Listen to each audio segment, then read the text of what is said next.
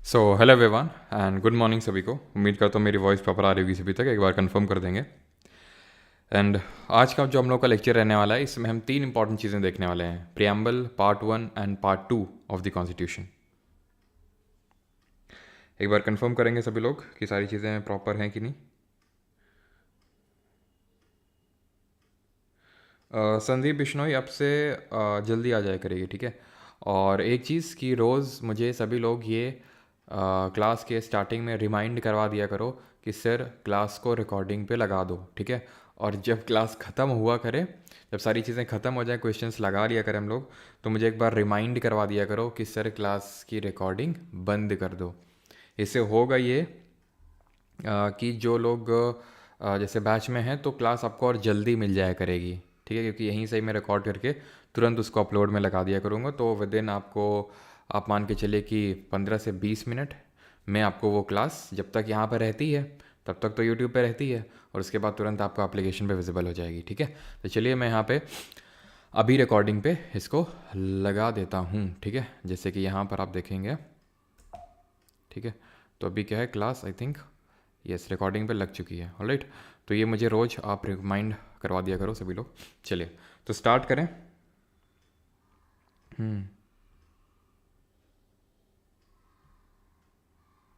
Sir class recording on कर दो। अबे आज नहीं, रोज़ बाकी दिन दिला दिया करो। अभी तो मुझे याद है, इतना भी कोई गजनी नहीं हो कि तुरंत 1 मिनट में भूल जाऊँगा।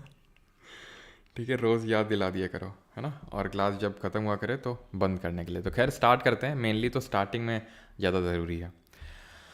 तो प्रियम्बल स्टार्ट करते हैं। प्रियम्बल होता क्या है, व्हाट इज़ प्रियम्बल? तो it is a kind of introductory statement. ये एक क्या है, इंट्रोडक्टरी स्टेटमेंट है in a constitution which states the reasons and guiding values of the constitution, है ना। थोड़ी सी टेक्निकल टर्म्स लग रहे होंगे, लेकिन उसको भी आपको याद करना है। प्रियम्बल काइंड ऑफ एक एक ऐसा पन्ना है, ठीक है, संविधान की किताब का पहला पन्ना है ये प्रियम्बल, जो हमें संविधान की फ़िलॉसफी झाड़ता है, मतलब फ़िलॉसफी के बारे में बताता है कि संविधान की हमारी फ़िलॉसफी क्या है। याद करिए, ऑब्जेक्टिव रेजोल्यूशन नाम की कोई चीज़ आई थी। किस दिन आई थी ऑब्जेक्टिव रेजोल्यूशन? कौन लाया था, जल्दी से कमेंट बताएंगे। तो वही ऑब्जेक्टिव रेजोल्यूशन ही है जो प्रियम्बल बनता है बाद में, उसको मॉडिफाई वगैरह करके प्रियम्बल बनाया जाता है। बाद में मैंने शब्द क्यों यूज़ किया, क्योंकि प्रियम्बल जो है was made after the entire constitution was made, after the entire constitution was made.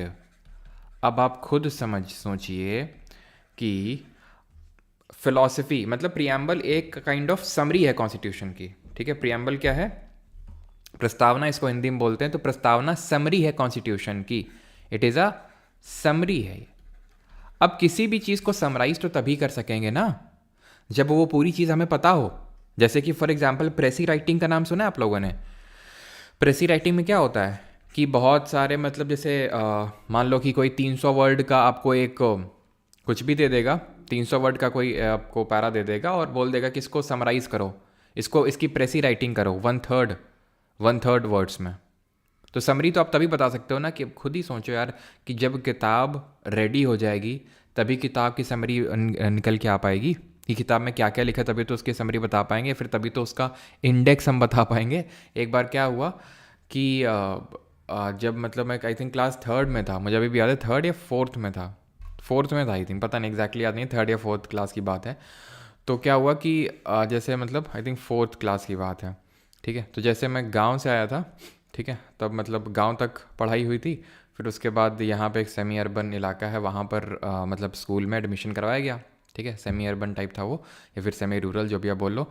तो क्या हुआ कि मैंने कॉपी लेके एक क्लास वाले से और सब कुछ मतलब सब कुछ चेप लिया, इंडेक्स तक चेप लिया।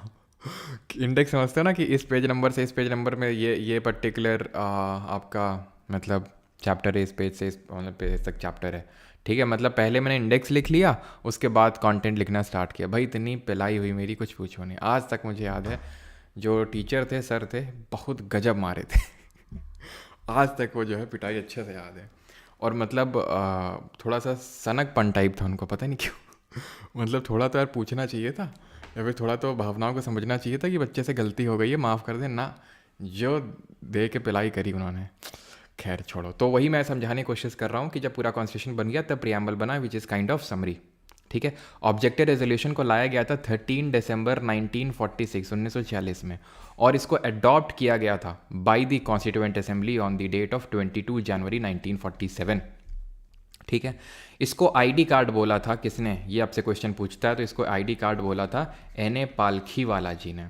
ठीक है। जैसे आईडी कार्ड देख के हमें किसी के बारे में काफ़ी चीज़ें पता चल जाती हैं, तो वही है, मतलब कॉन्स्टिट्यूशन का आईडी कार्ड है प्रियम्बल। पॉलिटिकल हॉरोस्कोप किसने बोला था, कन्हैया लाल मानिकलाल मुंशी। ठीक है। तो मुंशी जी किस कमेटी के हेड थे जरा बताइए कॉन्स्टिट्यूएंट असेंबली में, तो उन्होंने बोला था इसको पॉलिटिकल हॉरोस्कोप।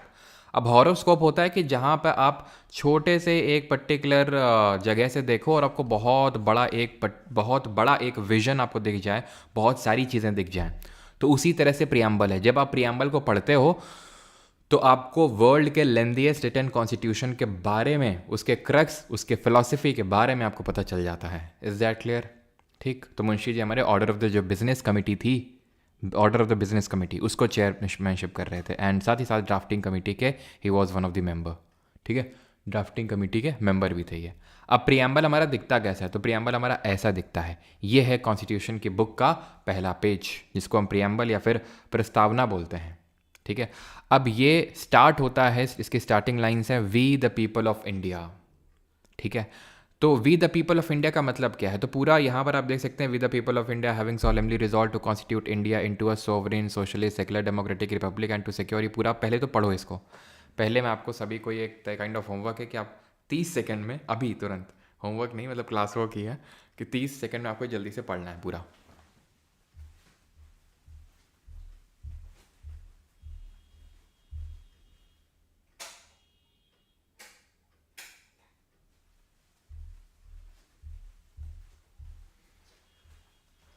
चलिए, आई होप सभी ने पढ़ लिया होगा। तो we the people of India सब आपने पढ़ लिया। तो हम एक एक करके स्टार्टिंग से शुरू करेंगे कि भाई we the people of India का मतलब क्या है। ये जो वर्ड हाईलाइटेड लिखे हुए हैं ना, हाईलाइट होकर सॉवरेन सोशलिस्ट, ये कीवर्ड्स हैं प्रियम्बल के। ठीक। तो we the people of India का मतलब पहले समझते हैं। इसका मतलब है the constitution has been drawn up and enacted by the people through their representatives and not handed to them by a king or outside power. यानी कि इसका मतलब we the people of India का मतलब है कॉन्स्टिट्यूशन जो enact हुआ है, ठीक है, वो लोगों या फिर उनके रिप्रेजेंटेटिव्स के द्वारा हुआ है। आपको पता है कॉन्स्टिट्यूशन किसने बनाया? कॉन्स्टिट्यूएंट असेंबली ने। उसमें कौन लोग थे? उनको हमने डायरेक्टली इलेक्ट किया था क्या कॉन्स्टिट्यूएंट असेंबली में? नहीं। हमने जो इलेक्ट करके लोग भेजे थे, जो प्रोविंशियल लेजिस्लेटिव असेंबली हुआ करती थी उस समय, तो उन लोगों ने चुन के भेजा था। यानी इनडायरेक्टली हैं तो हमारे रिप्रेजेंटेटिव ना, किसी किंग या क्वीन ने तो लिखा नहीं है। तो यानी कि इस कॉन्स्टिट्यूशन की पावर का जो सोर्स है, ठीक है, source of power of constitution, संविधान का जो स्रोत है इसकी पावर का, शक्ति का, वो भारत के लोग हैं। खत्म। Having solemnly resolved to constitute India into a sovereign, socialist, secular, democratic republic, यानी कि हम भारत के लोग भारत को एक संपूर्ण प्रभुत्व संपन्न समाजवादी पंथनिरपेक्ष लोकतंत्रात्मक गणराज्य बनाने के लिए तथा उसके समस्त नागरिकों को, क्या, ये सब बाद में पढ़ेंगे, पहले ये तो समझ लें सॉवरेन का मतलब क्या है, सोशलिस्ट, सेकुलर, डेमोक्रेटिक रिपब्लिक, इनके मतलब क्या है पता होना चाहिए, मैं मतलब भी। ठीक है। सबसे पहले सॉवरेन का मतलब क्या होता है? इसका मतलब होता है people have supreme right to make decisions on internal as well as external matters. No external power can dictate the government of India. लोगों के पास ये शक्ति है, उनके पास सुप्रीम राइट है, अधिकार है कि वो भारत देश के लिए उसके आंतरिक मसलों और उसके बाहरी मसलों को लेके अपने निर्णय, अपने डिसीजंस खुद ले सकते हैं। कोई बाहरी शक्ति हमें डिक्टेट नहीं कर सकती गवर्नमेंट ऑफ इंडिया को कि ये करो और वो करो। जैसे एग्जांपल देता हूँ मैं आपको, नहीं, यूएसए बोलता है, जैसे मतलब ठीक है, मैं आज़ाद तो 1947 में हो गए थे, फिर एक बार मतलब आपको पता होना चाहिए कि हमने न्यूक्लियर टेस्ट किए थे, है ना, 1998 की बात है, तो सैंक्शंस लगा दिए थे यूएसए ने, आज भी लगाता रहता है। ठीक है। आप देखा होगा, आपने अभी रिसेंट में सुना होगा कि यूएसए ने इंडियन बेस्ड कुछ कंपनीज पे सैंक्शंस लगा दिए। क्यों? क्योंकि वो रशिया का सपोर्ट कर रहा था। तो ये एक छोटी सी चीज़ हो गई। तो कहीं ना कहीं अब कभी भी आपने इस चीज़ को सुना होगा कि क्या कभी भी जब कोई कंट्री इस तरह के स्टेटमेंट या फिर कुछ इस तरह से करती है तो इंडिया की तरफ से जो स्टेटमेंट आता है कि इंडिया एक सॉवरेन स्टेट है, या वो अपने डिसीजंस खुद ले सकता है, कोई डिक्टेट नहीं करेगा हमें कि क्या करना चाहिए फिर क्या नहीं करना चाहिए। ठीक है, इसीलिए सैंक्शंस को आज हम बहुत हल्के में लेते हैं यूएस के। खैर, सॉवरेन तो हम तब से हैं जब से हम इंडिपेंडेंट हैं। सॉवरेन का मतलब घुमा फिरा के एक बात, एंड दैट इज़ कि हम इंडिपेंडेंट हैं, इसलिए हम अपने डिसीजंस खुद लेंगे। कोई बाहरी शक्ति हमें हमारे डिसीजंस लेने के लिए कुछ बाध्य नहीं कर सकता है किसी भी तरीके से, जैसे पहले ब्रिटेन किया करता था, तो हम सॉवरेन नहीं थे। सोशलिस्ट का मतलब क्या होता है? Wealth is generated socially and should be shared equally by society. Government should regulate the ownership of land and industry to reduce socio economic inequalities. तीन तरह की इकोनॉमीज़ होती हैं जनरली, इकोनॉमिक्स में भी हम इस चीज़ को पढ़ेंगे। एक तो होती है पूंजीवादी, कैपिटलिस्टिक जिसको बोलते हैं, एक होती है सोशलिस्ट, और एक होती है मिक्स्ड। कैपिटलिस्ट जो इकोनॉमी होती है उसमें मेन फोकस होता है कैपिटल जनरेशन, यानी कि पूंजी, यानी कि पैसा कितना से ज़्यादा जनरेट हो, बने कितना ज़्यादा से ज़्यादा पैसा। वहाँ पे डिस्ट्रीब्यूशन पे फोकस नहीं होता है, कितना ज़्यादा से ज़्यादा पैसा बने उस पर फोकस होता है। जैसे for example USA, United states of America, जहाँ पर इलेक्शन चल रहे हैं अभी। ठीक है, एंड आई थिंक डिसीजन भी आज ही आ जाएंगे, है ना। सोशलिस्ट की बात आती है तो वहाँ पे मेन फोकस होता है कि इनइक्वालिटी को कम करना है, इक्वालिटी को प्रमोट करना है, असमानता को कम करना है। जो आपने देखा होगा, कल हमने डिस्कस किया था 9th शेड्यूल को, 9वीं जो अनुसूची थी उसको डिस्कस किया था हमने। और जब उसको डिस्कस कर रहे थे तो वहाँ पर मैंने आपको एक चीज़ बताई थी। ठीक है, ये कभी कम नहीं होगा शायद। अच्छा ठीक है, एक चीज़ मैंने आपको बताई थी, वो चीज़ थी कि भाई वहाँ पर लैंड प्रोविजन से रिलेटेड था, ज़मींदारी को अबॉलिश किया गया था। जिनके पास बहुत ज़्यादा लैंड थी उनसे लैंड छीन के जिनके पास लैंड लेस थे उनको दिया गया था। तो वो एक काइंड ऑफ सोशलिस्ट पॉलिसी थी कि नहीं थी? सोशलिस्ट। ये सोशलिज्म हमने रशिया से लिया था। ठीक है, कहाँ से लिया था? रसिया से लिया था। धीरे धीरे धीरे हम मिक्स्ड की तरफ बढ़ते गए। मिक्स्ड मतलब हमें पूंजी कैपिटलिस्टिक पॉलिसीज़ भी लेके आए और सोशलिस्टिक भी लेके आए। इनिशियली तो मेजरली हमारा सोशलिज्म की तरफ झुकाव ज़्यादा था। आज अगर प्रेजेंट डे इंडिया की बात करें तो थोड़ा हमारा कैपिटलिज्म की तरफ ज़्यादा झुकाव है। ठीक है, हम पूंजी जनरेशन पर ज़्यादा फोकस करना चाहते हैं। तो ये तो होता है सोशलिस्ट का मतलब। सेकुलर का मतलब कल भी मैंने बताया था कि हमारा इंडिया जो है सेकुलर है, मतलब कि किसी एक पर्टिकुलर रिलीजन को प्रमोट नहीं किया जाता है। यहाँ पे citizens have complete freedom to follow any religion, किसी भी धर्म को फॉलो कर रही है, लेकिन हमारे स्टेट का, हमारे कंट्री का कोई ऑफिशियल रिलीजन नहीं है। जैसे कि पाकिस्तान का इस्लामिक स्टेट ऑफ पाकिस्तान इस्लाम है। Government treats all religious believes and practices with equal respect. Democratic का मतलब होता है एक ऐसी सरकार जहाँ लोग, where people enjoy equal political rights, elect their rulers and hold them accountable. ठीक है, उनको इलेक्ट करते हैं और उनको अकाउंटेबल ठहराते हैं किसी भी चीज़ के लिए जो वो करते हैं। अब्राहम लिंकन ने इसकी डेफिनेशन दी थी डेमोक्रेसी की कि it is kind of government of the people, bye the people and for the people. यानी लोगों की सरकार, लोगों के लिए सरकार, लोगों द्वारा सरकार। लोग अपनी सरकार चुन रहे हैं, उन्हीं के लिए है और उन्हीं के द्वारा ही ये सरकार एक तरह से चलाई जा रही है। The government is run according to the some basic rules. ठीक है, मनमर्जी की ऑटोक्रेसी नहीं चलती है। ठीक है, मोनार्की नहीं चलती है। रिपब्लिक, ये काफ़ी इंपॉर्टेंट वर्ड है, इससे रिपीटेटिवली क्वेश्चंस पूछता है कि रिपब्लिक का मतलब क्या होता है। तो रिपब्लिक का मतलब सिंपल स्ट्रेट फॉरवर्ड ये होता है कि जो देश का मुखिया होगा वो चुना हुआ होगा। ठीक है, वो अनुवांशिक तौर पे नहीं आएगा कि कोई राजा है, राजा का बेटा ही राजा बनेगा, रानी की बेटी रानी बनेगी, इस तरह से नहीं होगा। यानी कि head of the state, state का मतलब आप समझ गए, वो यूपी वाला नहीं, कल भी मैंने बताया था, is an elected person and not a hereditary person. जैसे फॉर एग्जाम्पल जब हम यूके की बात करते हैं, यूनाइटेड किंगडम यानी कि ब्रिटेन की, तो it is not a republic, it is not a republic. क्यों? क्योंकि हमें पता है यहाँ पर रानी राजा वाला सिस्टम चलता है ना। अभी क्वीन एलिजाबेथ सेकंड की डेथ हुई थी तो किंग चार्ल्स हमारे नए किंग बन गए यहाँ पे। तो इंडिया में ऐसा नहीं होता। इंडिया में जो प्रेसिडेंट होता है वो हेड होता है और वो इलेक्टेड होता है, वो निर्वाचित होता है। क्लियर रहती चीज़। जस्टिस का, अब ये सब सारे जस्टिस वस्टिस बाद में देखेंगे। तो यहाँ तक आपने देख लिया, सॉवरेन का मतलब हम डिसीजंस लेने के लिए इंडिपेंडेंट हैं। सोशलिस्ट का मतलब कि एक सेकेंड,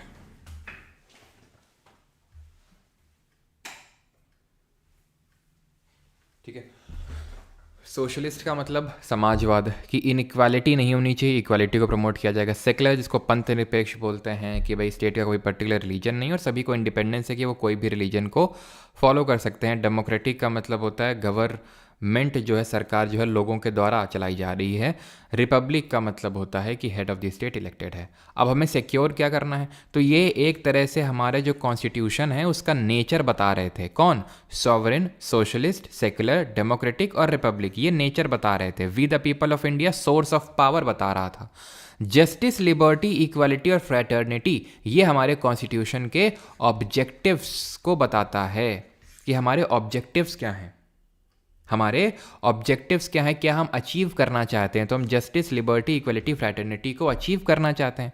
अब इनकी थोड़ा सा मतलब समझ लेते हैं। तो जस्टिस का मतलब होता है citizens can not be discriminated on the ground of, in ground पे, कास्ट यानी जाति, धर्म और जेंडर के बेसिस पे लोगों के बीच में भेदभाव नहीं किया जा सकता है। Social inequalities have to be reduced, इन सबको कम करना है। Government should work for the welfare of all, specially for the disadvantaged group. जैसे कि हमारे लिए जब देश आज़ाद हुआ तो डिसएडवांटेज ग्रुप कौन से थे? जो हमारे दलित सेक्शन है, क्योंकि उनके खिलाफ सोशली अभी तक इनजस्टिस होता आ रहा था। तो अब हमें जस्टिस को प्रमोट करना है। लिबर्टी का मतलब होता है काइंड ऑफ आज़ादी। There are no unreasonable restrictions, कोई भी अनरीजनेबल, रीजनेबल रिस्ट्रिक्शंस गलत बात नहीं है, रीजनेबल रिस्ट्रिक्शंस लग सकते हैं। ये जब हम फंडामेंटल राइट चैप्टर पढ़ेंगे। और फंडामेंटल राइट वैसे यार मुझे करवाना तो कल है, लेकिन कल जितना मुझे पता चला है, कल और परसों छठ पूजा को लेके काफ़ी मतलब कुछ ज़्यादा इम्पॉर्टेंट डेज़ हैं। तो इसलिए मैंने ये सोचा है, ठीक है, बाकी आप लोग जैसा बोलेंगे, मैंने ये सोचा है कि कल और परसों ऑफ रखते हैं, क्योंकि यार फंडामेंटल राइट काफ़ी इंपॉर्टेंट चैप्टर है। जैसे मुझे पता चला है कल और परसों इंपॉर्टेंट डेज़ हैं। छठ में रात तक मतलब रहना पड़ता है, फिर सुबह से शुरू हो जाता है वो सब कुछ। तो इसीलिए मैं सोच रहा हूँ कि कल परसों यानी कि आपका थर्सडे फ्राइडे ना करवा के कल मैं कल परसों निट्टो करवा दूंगा, और सैटरडे संडे को हम क्लास रख लेंगे, क्योंकि Saturday Sunday I think Chhath Puja ख़त्म हो चुकी होगी तब तक, है ना? ऐसा ही रहेगा ना? ठीक है। नो सर, अच्छा हुआ सर, थैंक यू। ओके जी सर, प्लीज़ छुट्टी। नो सर, नो छुट्टी। जी सर, टाइम चेंज कर दो कल के लिए। टाइम तो चेंज नहीं होगा, देखो, ठीक है। 2 दिन बर्बाद, हाँ बर्बाद करवा दूंगा, मुझे कोई दिक्कत नहीं है। लेकिन जो लोग बिहार से हैं, क्योंकि मैंने सुना था कि थर्सडे और फ्राइडे ज़्यादा बिजी हैं, है ना? हाँ, सैटरडे संडे ले लो आदित्य नेगी। यदि क्लास है अब तक, वैसे तो मैं कल ही परसों का नहीं रखते सर, हम क्या करेंगे, आप ज्योग्राफी का 1 शॉट कराइए तो। हाँ सर, थैंक्स। इवनिंग में नहीं होगा, मैं बता दूं भाई, ठीक है? नहीं रखते सर, हम क्या करेंगे। No sir, yes sir, no sir. चलो देखते हैं, जैसा होता है मैं बता दूंगा, ठीक है? अगर नहीं होगी तो मैं आपको पहले ही बता दूंगा, ठीक है? जैसा होगा तो आप समझ जाना, क्योंकि फंडामेंटल राइट काफ़ी इंपॉर्टेंट चैप्टर है यार, ठीक है? तो इसलिए चलो देखते हैं जैसा भी होता है। तो कोई अनरीजनेबल रिस्ट्रिक्शन नहीं होंगे। तो रीजनेबल रिस्ट्रिक्शन हम फंडामेंटल राइट वाले हम पढ़ेंगे, ठीक है? On the citizens in what they think, how they wish to express their thoughts and the way. भाई तुम्हें लगेगा सर सीधा सीधा बता नहीं सकते थे, ये सब क्यों लिखने की ज़रूरत है? तो बेटा कोई कारण होगा ये लिखे हम, ठीक है? सजाने के लिए, सजावट के लिए नहीं सामान रखा है यहाँ पे हमने। वो डायरेक्टली ये लाइन अगर वो पूछेगा तो वो लाइन यही होंगी, शब्द भी इधर का उधर नहीं होगा, ध्यान रखना, ठीक है? तो इसलिए मैंने लिखा है कि एक बार इनको देख लो, कि सो दैट आ जाए। खासकर CDS CAPF के जो पेपर होते हैं ना, ठीक है, मैं पढ़ा SSC के लिए रहा हूँ, लेकिन आप में से काफ़ी लोग CDS CAPF के लिए भी बैठेंगे, तो वहाँ पे डायरेक्टली, या फिर SSC में भी आ सकते हैं। ऐसा मत समझना क्योंकि कोई ये सर, ये तो क्या सर CDS CAPF में आएगा क्या? भाई हम बता ये रहे हैं कि लिबर्टी का मतलब आपसे पूछ लेगा, लेकिन कई बार होता है CDS वगैरह पेपरों में ये डायरेक्ट लाइन लिख देता है और फिर पूछ लेता है। SSC में भी लिख सकता है, इसलिए मैंने इस लाइन को यहाँ पर इनको इंक्लूड किया इस टेक्स्ट को। वैसे मतलब आप समझ गए कि कोई अनरीजनेबल रिस्ट्रिक्शंस नहीं लगे हैं किसी पे। इक्वालिटी का मतलब होता है कि सारे ही कानून के समक्ष समान है, all are equal before law, that traditional social inequalities have to be ended, the government should ensure equal opportunity for all, सभी के लिए बराबर अपॉर्चुनिटीज़ क्रिएट करे। ये भी हम फंडामेंटल राइट में पढ़ेंगे। फ्रैटर्निटी का मतलब होता है बंधुत्व यानी भाईचारा। हमें ये नहीं बोलना चाहिए कि हम सब एक फैमिली से बिलोंग करते हैं और हमें किसी को एज इन्फीरियर यानी कि नीचे उस भावना से ट्रीट नहीं करना चाहिए। अब यहाँ सवाल जो बनता है मेनली वो ये बनता है कि जस्टिस कितने टाइप का दिया हुआ है यहाँ पे, यानी कि जो न्याय है वो कितने तरह का दिया हुआ है। ठीक है, तो 3 तरह का, सोशल, इकोनॉमिक, पॉलिटिकल, सामाजिक, आर्थिक और राजनीतिक। लिबर्टी यानी कि स्वतंत्रता कितने तरह की दी हुई है, तो 5 तरह की। 5 तरह कौन है? Thought, expression, belief, faith and worship. विचार, अभिव्यक्ति, विश्वास, धर्म और उपासना। इक्वालिटी यानी कि समता, ये 2 तरह की दी हुई है। स्टेटस और अपॉर्चुनिटी की, जो समता 2 तरह की है। फ्रैटर्निटी सिर्फ 1 तरह की है और वो खुद फ्रैटर्निटी है। ठीक है, बंधुत्व जिसको बोलते हैं। तो assuring the dignity and individual and the unity and integrity of the nation. तो हमने पढ़ा सोर्स ऑफ पावर क्या है, हमने पढ़ा नेचर क्या है कॉन्स्टिट्यूशन का, हमने पढ़ा ऑब्जेक्टिव क्या है। अब आखिरी में ये भी लिखा है कि कॉन्स्टिट्यूशन की डेट ऑफ एडॉप्शन क्या है। Date of adoption of constitution, संविधान कब अपनाया गया, तो ये अपनाया गया 26 डे ऑफ नवंबर 1949। सिंपल। तो ये चीज़ें हैं प्रियम्बल की। अब और क्या पूछता है, क्वेश्चन पूछता है कि प्रियम्बल जो है वो संविधान का हिस्सा है या नहीं है। ये एक बात उठी बहुत पहले, इज इट अमेंडेबल, क्या उसमें संशोधन किया जा सकता है। तो एक केस हुआ सबसे पहले, बेरूबारी यूनियन केस। कौन सा केस हुआ? बेरूबारी यूनियन केस हुआ 1960 में, 1960 में। इसमें यह बात बोली गई कि no, preamble is not a part.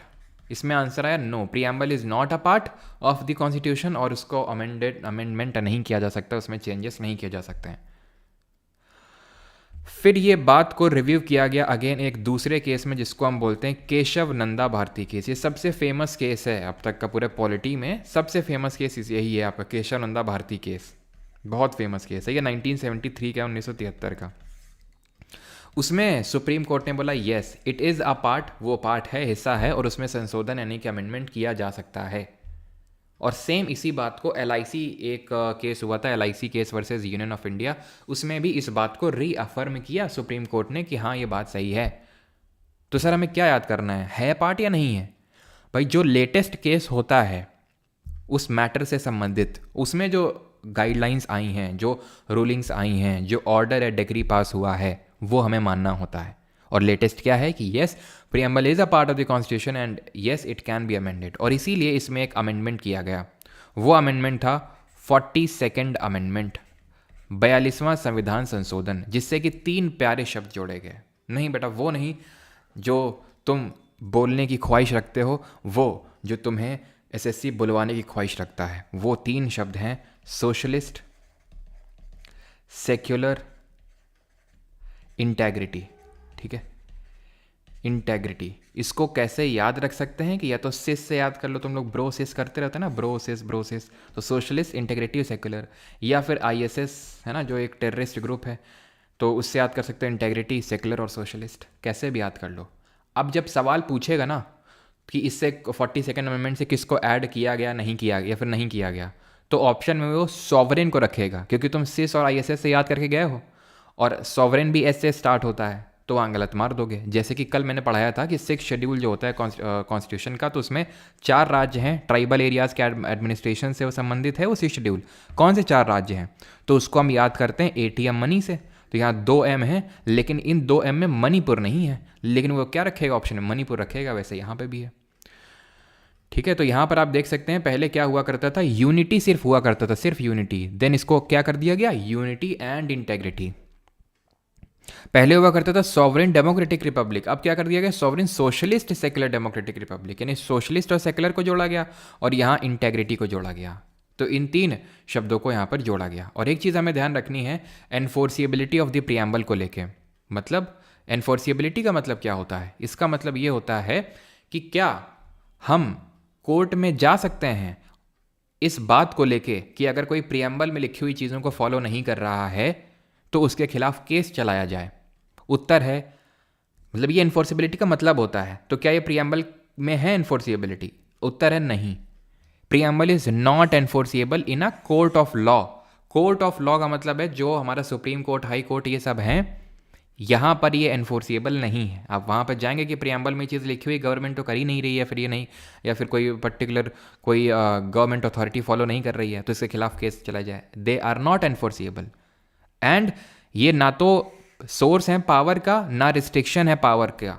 किस पे? लेजिस्लेचर पे। ऐसा नहीं है कि ये कोई लेजिस्लेचर को कोई चीज़ लेजिस्लेट करने का पावर दे देती हैं या फिर उनके पावर पे कुछ रिस्ट्रिक्शंस लगाती हैं, नहीं।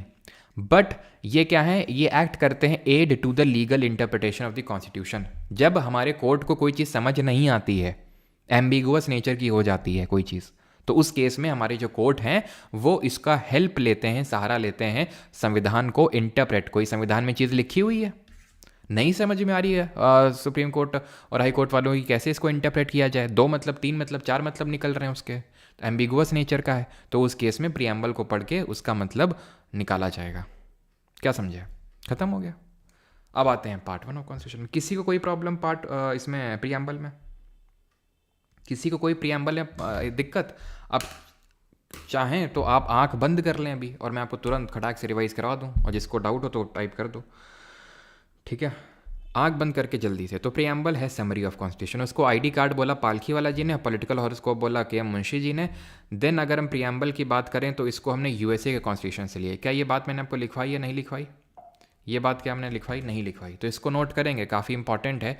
USA was the first country to come up with the preamble, ठीक है? USA was the first country to come up with a preamble. उसके बाद धीरे धीरे सारी कंट्री, साउथ अफ्रीका, इंडिया, ये सब ने प्रियम्बल अपने कॉन्स्टिट्यूशन का हिस्सा बनाना शुरू कर दिया। तो यूएसए से हमने इसको लिया, ठीक है? इन्फोर्सेबिलिटी एक बार क्लियर कर दीजिए। ओके, गोलकनाथ वाला केस क्या है सर? बताएंगे अभिषेक जब फंडामेंटल राइट पढ़ेंगे वहाँ पे, अभी इसका कोई मतलब नहीं है। As you wish you are sovereign. अच्छा ठीक है, तो प्रियम्बल ये चीज़ है। फिर हमने क्या पढ़ा था? पढ़ना शुरू कर दिया था फिर हमने। तो पहले तो source of power, we the people of India. फिर नेचर पढ़ा, सोवरेन ऑर्डर ही में याद होना चाहिए, ऑर्डर में सोवरेन सोशलिस्ट। आंखें बंद हैं कि नहीं सभी की? बता रहे हैं, ध्यान रखना, पाप लगेगा आंखें तुमने खोली तो। Sovereign socialist secular integrity. तो सोवरेन का मतलब है we are independent to take our decision. Socialist का मतलब समाजवाद, यानी कि इक्वालिटी को, मतलब एक तरह से इक्वल डिस्ट्रीब्यूशन ऑफ वेल्थ करवाना है, ऐसा नहीं कि कोई बहुत अमीर कोई बहुत गरीब है। सेकुलर का मतलब है पंथ निरपेक्ष, कोई स्टेट का रिलीजन नहीं है, सारा हर कोई फ्री है अपना धर्म फॉलो करने के लिए। डेमोक्रेटिक का मतलब आप जानते हैं, लोगों की सरकार, लोगों के द्वारा सरकार और लोगों की सरकार। देन रिपब्लिक का मतलब है head of the state, head of the country elected है। फिर हमने ऑब्जेक्टिव्स पढ़े, क्या पढ़े? Justice, social, economic, political. Liberty 5 तरह का, thought expression, belief, faith and worship. Equality 2 तरह का, स्टेटस एंड अपॉर्चुनिटी, फ्रेटर्निटी 1 तरह का। देन आखिर में date of adoption of constitution. फिर हमने पढ़ा कि क्या प्रियम्बल पार्ट है कॉन्स्टिट्यूशन का, क्या उसमें अमेंडमेंट हो सकता है? आंसर इज येस, हो सकता है। बेरूबारी यूनियन केस में 1960 में तो बोला गया कि नहीं है, लेकिन फर्दर ये बात बोली गई क्या, Keshav Nanda Bharati case, in short KBC case of 1973, की yes it is a part और उसमें अमेंडमेंट हो सकता है। और 42nd अमेंडमेंट हुआ। सोशलिस्ट, सेकुलर और इंटेग्रिटी 3 शब्दों को जोड़ा गया। और ये ना तो सोर्स ऑफ पावर है, ना तो रिस्ट्रिक्शन है लेजिस्लेचर के लिए, ये बस हम लीगल एड जब भी हमें इंटरप्रेट करना होता है कॉन्स्टिट्यूशन को, तो उसमें यूज़ किया जा सकता है। अब हम आएंगे पार्ट पढ़ेंगे। अब यहाँ से ऑफिशियली हमारा कॉन्स्टिट्यूशन शुरू हो रहा है, मतलब शुरू तो प्रियम्बल से ही होता है, वो पन्ना है, समरी है, लेकिन एक काइंड ऑफ, मैंने आपको कल भी बताया था, जब हमारा कॉन्स्टिट्यूशन बना था तो कितने पार्ट थे, जरा बताइए, संविधान में कितने भाग थे और अभी कितने हैं? तो part are kind of unit of a book. एक बुक में यूनिट होती है, जैसे कि हम 11th-12th में मैथ्स पढ़ते हैं तो कोनिक सेक्शन होता है, तो कोनिक सेक्शन में हाइपरबोला एक चैप्टर होता है, एक पैराबोला होता है, एलिप्स होता है। जब हम कैलकुलस पे आते हैं तो डिफरेंशिएशन होता है, इंटीग्रेशन होता है, ठीक है, एरिया अंडर द कर्व होता है। तो ये सारे हमारे होते हैं कैलकुलस में। तो ये क्या है? तो calculus is kind of part, conic section is kind of part.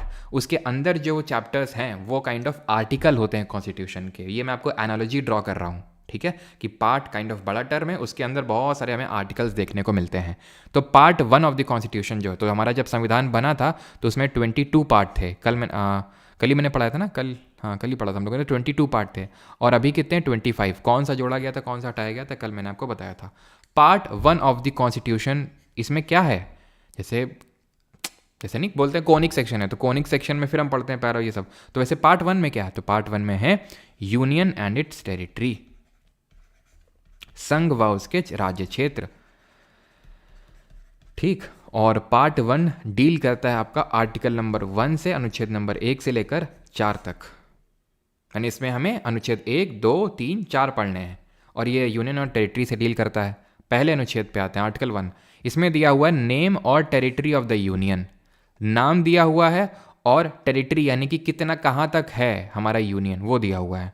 तो ये क्लॉज है आर्टिकल 1 का, एक्चुअली आर्टिकल 1 के जब हम इसमें भी अंदर घुसते हैं, जब आर्टिकल में भी अंदर घुसते हैं ना, तो ऐसे जैसे आर्टिकल 1 तो इसमें क्लॉज लगा देते हैं, article clause 1, article 1 clause 1, article 1 clause 2, article 1 clause 3, ये सब कहलाया जाता है इसको, ठीक है। तो ये क्लॉज बोला जाता है। अगर इसके भी अंदर घुसते हैं तो उसको सब क्लॉज बोला जाता है, ठीक।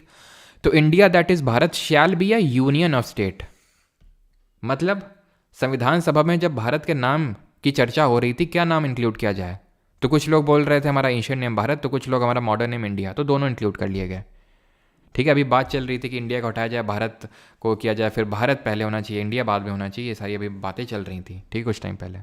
शैल be a union of state, इसका मतलब क्या, शैल be a union of state. तो एक्चुअल में इससे हमें दो चीज़ें पता चलती हैं आर्टिकल 1 के जो पहला क्लॉज है उससे, एक तो नाम और दूसरा टाइप ऑफ पॉलिटी के बारे में पता चलता है। टाइप ऑफ पॉलिटी का मतलब ये है कि जब अंबेडकर जी से पूछा गया यूनियन ऑफ स्टेट इसका मतलब क्या है, क्योंकि वही मेन हमारे आर्किटेक्ट थे कॉन्स्टिट्यूशन के, तो उन्होंने बताया यूनियन ऑफ स्टेट का मतलब ये है, ये इसलिए लिखा गया है सो दैट कि ये बात से डिस्टिंग्विश किया जा सके, अलग किया जा सके कि हम अमेरिका की तरह एक फेडरेशन ऑफ स्टेट नहीं है। तो किसी ने खड़े होकर पूछा फेडरेशन ऑफ स्टेट नहीं है मतलब, तो फेडरेशन ऑफ स्टेट क्या होता है, तो फेडरेशन ऑफ स्टेट में क्या होता है कि जो भी फेडरेटिंग यूनिट होती हैं, ध्यान से समझना, जो भी फेडरेटिंग यूनिट होती हैं काइंड ऑफ उनका एक एग्रीमेंट हुआ होता है और वो मिलके एक यूनियन को बनाती हैं। यूनियन ऑफ स्टेट में ऐसा कोई एग्रीमेंट नहीं होता है। जैसे ये हमारा यूएसए है, तो यूएसए में जो 25 मान लेते हैं राज्य हैं, तो ये जब चाहें यूएसए से अलग हो सकते हैं, मतलब एक काइंड ऑफ पावर है, ये एक फेडरेटिंग यूनिट है। हमारे यहाँ भी फेडरेटिंग यूनिट है, यूपी, एमपी, बिहार, महाराष्ट्र, केरल, तमिलनाडु, कर्नाटक, मध्य प्रदेश, ये सब फेडरेटिंग यूनिट है, लेकिन इनके बीच में देर इज़ नो एग्रीमेंट, कोई एग्रीमेंट नहीं है इनके बीच में, ठीक है। No agreement between the federating units, यानी कि एक तरह से फेडरेटिंग यूनिट मतलब जो हमारे राज्य हैं, and they do not have right to secede from the union, यानी उनके पास ये शक्ति नहीं है कि वो यूनियन से निकल जाएं। In a nutshell, India is a Indian union, या फिर India is a indestructible, India is a indestructible union with destructible states। समझ में आया? हमारा यूनियन नहीं टूट सकता है, हमारा संघ, हमारा देश नहीं टूट सकता है, राज्य टूट सकते हैं। कैसे टूटेंगे वो हम देखेंगे, टूटते भी हैं, जैसे कि हमें पता है उत्तराखंड का कैसे बना, यूपी को तोड़ के, झारखंड कैसे बना, बिहार को तोड़ के, छत्तीसगढ़ कैसे बना, एमपी को तोड़ के। तो स्टेट डिस्ट्रक्टिबल है लेकिन यूनियन डिस्ट्रक्टिबल नहीं है। लेकिन अगर वहीं यूएस की बात करें, US is an indestructible union, in short लिख रहा हूं मैं, विद इनडिस्ट्रक्टिबल स्टेट भी इनडिस्ट्रक्टिबल्स हैं, ठीक। क्लियर इतनी चीज क्या मतलब है? The state and the territories thereof shall be as specified in the first schedule, ठीक है। पेन की मेरे निब काफ़ी छोटी हो गई है तो चेंज करना पड़ेगा। The state and the territories thereof shall be specified as in the first schedule. तो नाम और उनकी टेरिटरी वैसे ही होंगे जैसे पहली अनुसूची में। याद है कल पहली अनुसूची, T years of old PM, T का मतलब टेरिटरी, याद है, name and state of territories, तो वो है यहाँ पे द टेरिटरी ऑफ इंडिया। अब टेरिटरी का मतलब क्या है, ये टेरिटरी है, तो टेरिटरी का मतलब क्या है, तो टेरिटरी में 3 चीज़ें आती हैं। एक तो वो the territories of the state, एक तो जितने हमारे राज्य हैं वो, जितने हमारे केंद्र शासित प्रदेश यूनियन टेरिटरीज वो, और कोई टेरिटरी जिसको हम फ्यूचर में एक्वायर कर सकते हैं, और कोई भी टेरिटरी जिसको हम फ्यूचर में एक्वायर कर सकते हैं। जैसे कि ये तो हमारा आर्टिकल तभी था जब हमारा संविधान बना था। सिक्किम, अब ये देखेंगे, सिक्किम भारत का हिस्सा नहीं था जब हम आज़ाद हुए थे, तो उसमें वो कैसे बना भारत का हिस्सा? वो भारत का हिस्सा ऐसे ही बना, कैसे? वो भारत का हिस्सा यहाँ पर उसको एक्वायर किया गया, तो वो भी आज को पार्ट है, ठीक है। तो ये एग्जाम्पल है। तो टेरिटरी का मतलब है 3 चीज़ें, एक तो territory of state, union territory, संघ केंद्र शासित प्रदेश जो है हमारे, और फर्दर कोई टेरिटरी जिसको कि कल को हम एक्वायर कर सकते हैं, तो ये सब टेरिटरी में आते हैं। अब आते हैं दूसरे अनुच्छेद पे, ये बात करता है एडमिशन और establishment of new state. Parliament may by law admit into the union or establish new state on such terms as and conditions as it thinks fit. Sikkim to be associated with the union represented by the Constitution 36th Amendment Act 1975. Article 3. Formation of new states and alteration of areas, boundaries or names of existing state. समझ में नहीं आ रहा होगा आपको क्या लिखा है, admission of establishment new state, boundaries और नेम्स ऑफ एग्जिस्टिंग स्टेट, क्या है यहाँ पे। तो देखिए आर्टिकल 2 और 3 सिमिलर लगते हैं। अब टाइम तो मैं आपको दे सकता हूँ कि भाई पढ़ो, ठीक है, अपने आप आपके दिमाग में डाउट क्रिएट होगा कि डिफरेंस क्या है अगर आप पहली बार पढ़ रहे हैं तो, कि अनुच्छेद 2 और 3 में क्या अंतर होता है। तो पहले ही मैं आपको अंतर बता देता हूँ, इससे पहले कन्फ्यूजन क्रिएट हो। अंतर ये होता है कि अनुच्छेद 2 का मतलब ये होता है, इसमें ये लिखा है कि अगर भारत सरकार को कोई एक ऐसी टेरिटरी को एक्वायर करना है जो भारत का हिस्सा नहीं है, या फिर किसी यूटी को स्टेट बनाना है, तो अनुच्छेद 2 का इस्तेमाल करना होगा। जैसे लद्दाख की मांग उठती रहती है, दिल्ली की मांग उठती रहती है कि हमें स्टेट का दर्जा दो, स्टेट का दर्जा दो, स्टेटहुड दो, तो आर्टिकल 2 का यूज़ किया जाएगा, तब मिलेगा। यानी कि अगर देना है तो किस आर्टिकल का यूज़ करना पड़ेगा, आर्टिकल 2 का। सिक्किम वाला जो केस है, इस सिक्किम को स्टेट का दर्जा देने के लिए आर्टिकल नंबर 2A, ये जो लिखा हुआ है डॉट करके 2A है, ये 2 है, ये 2 है, ये 2A है, समझे आप। तो आर्टिकल 2 इसकी बात करता है और आर्टिकल 2 का आप ऐसे समझ लो कि क्लॉज 1 इसकी बात करता है, और 2A ये जो है Sikkim to be associated with the union, Sikkim को यूनियन से एसोसिएट करने के लिए आर्टिकल 2A को जोड़ा गया था। बाद में इसको हटा दिया गया जब ये स्टेटहुड का दर्जा इसको मिल गया पूरी तरह से। तो अभी हम देखेंगे सिक्किम कैसे जुड़ा भारत के साथ। और आर्टिकल 3 में लिखा हुआ है formation of new state and alteration of areas, boundaries और नेम्स ऑफ एग्जिस्टिंग स्टेट। जो मौजूदा समय कोई राज्य एग्जिस्टेंस में है, उसके अगर एरिया को बढ़ाना है, कम करना है, बाउंड्री को इधर उधर करना है थोड़ी सी बिना एरिया को चेंज किए, या फिर नाम में बदलाव करना है, तो ये सारे काम अनुच्छेद 3 से होंगे। यानी form a new state by separation of territory from any state, यानी कि स्टेट को तोड़ के 2 राज्य 3 राज्य बना दिए, और बाई या फिर 2 राज्यों को जोड़ के यूनाइट करके एक राज्य बना दिए। घुमा फिरा के हम किसी एग्जिस्टिंग स्टेट के साथ जो एग्जिस्टेंस में है, इंडिया का पार्ट है, उसके साथ छेड़छाड़ कर रहे हैं, तो आर्टिकल 3। जो इंडिया का पार्ट है ही नहीं उसको ला रहे हैं, तो आर्टिकल 2। दैट मीन्स ये स्टैब्लिशमेंट की बात करता है और ये फॉर्मेशन की बात करता है। इज दैट क्लियर और नॉट? एक नोट पढ़िए जो नीचे लिखा हुआ है, और जिसका कोई डाउट होगा तो वो पूछ लेगा कि कोई डाउट तो नहीं है, ठीक है। और ये डाउट मत लिखना रिपीट, ठीक है। कोई पर्टिकुलर चीज़ समझ में ना, रिपीट का मतलब है कि आप सुन ही नहीं रहे थे ढंग से, सिंपल इसका मतलब ये है। और रिपीट करना है तो उसको पीछे करो, कर्सर वो जो भी है आपका, ठीक है, और पीछे से देख लो। कोई डाउट है कहीं पर्टिकुलर जगह तो स्पेसिफिक वो पूछना। Provided that no bill for the purpose shall be introduced in either house of parliament except on the recommendation of the president and unless. इसको पहले पढ़िए, इसको पहले पूरा खुद से पढ़िए, फिर मैं आपको मतलब बताऊंगा। मैंने जानबूझ के जो कॉन्स्टिट्यूशन की एक्चुअल वर्डिंग है उसको इंक्लूड किया है यहाँ पे। सर फेडरेशन स्टेट रिपीट होके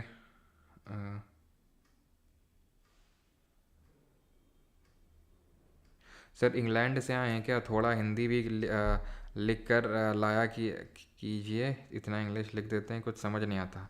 बताते तो हिंदी में ही ना, इंग्लैंड वाले हिंदी कब से बोलने लगे हैं? हम क्या ऐसे बोल रहे हैं क्या कि तुम साला स्टूडेंट लोग हमको 2 गुना लगान देगा? ठीक है, आर के वर्जन जी बनने लगेंगे, ठीक है।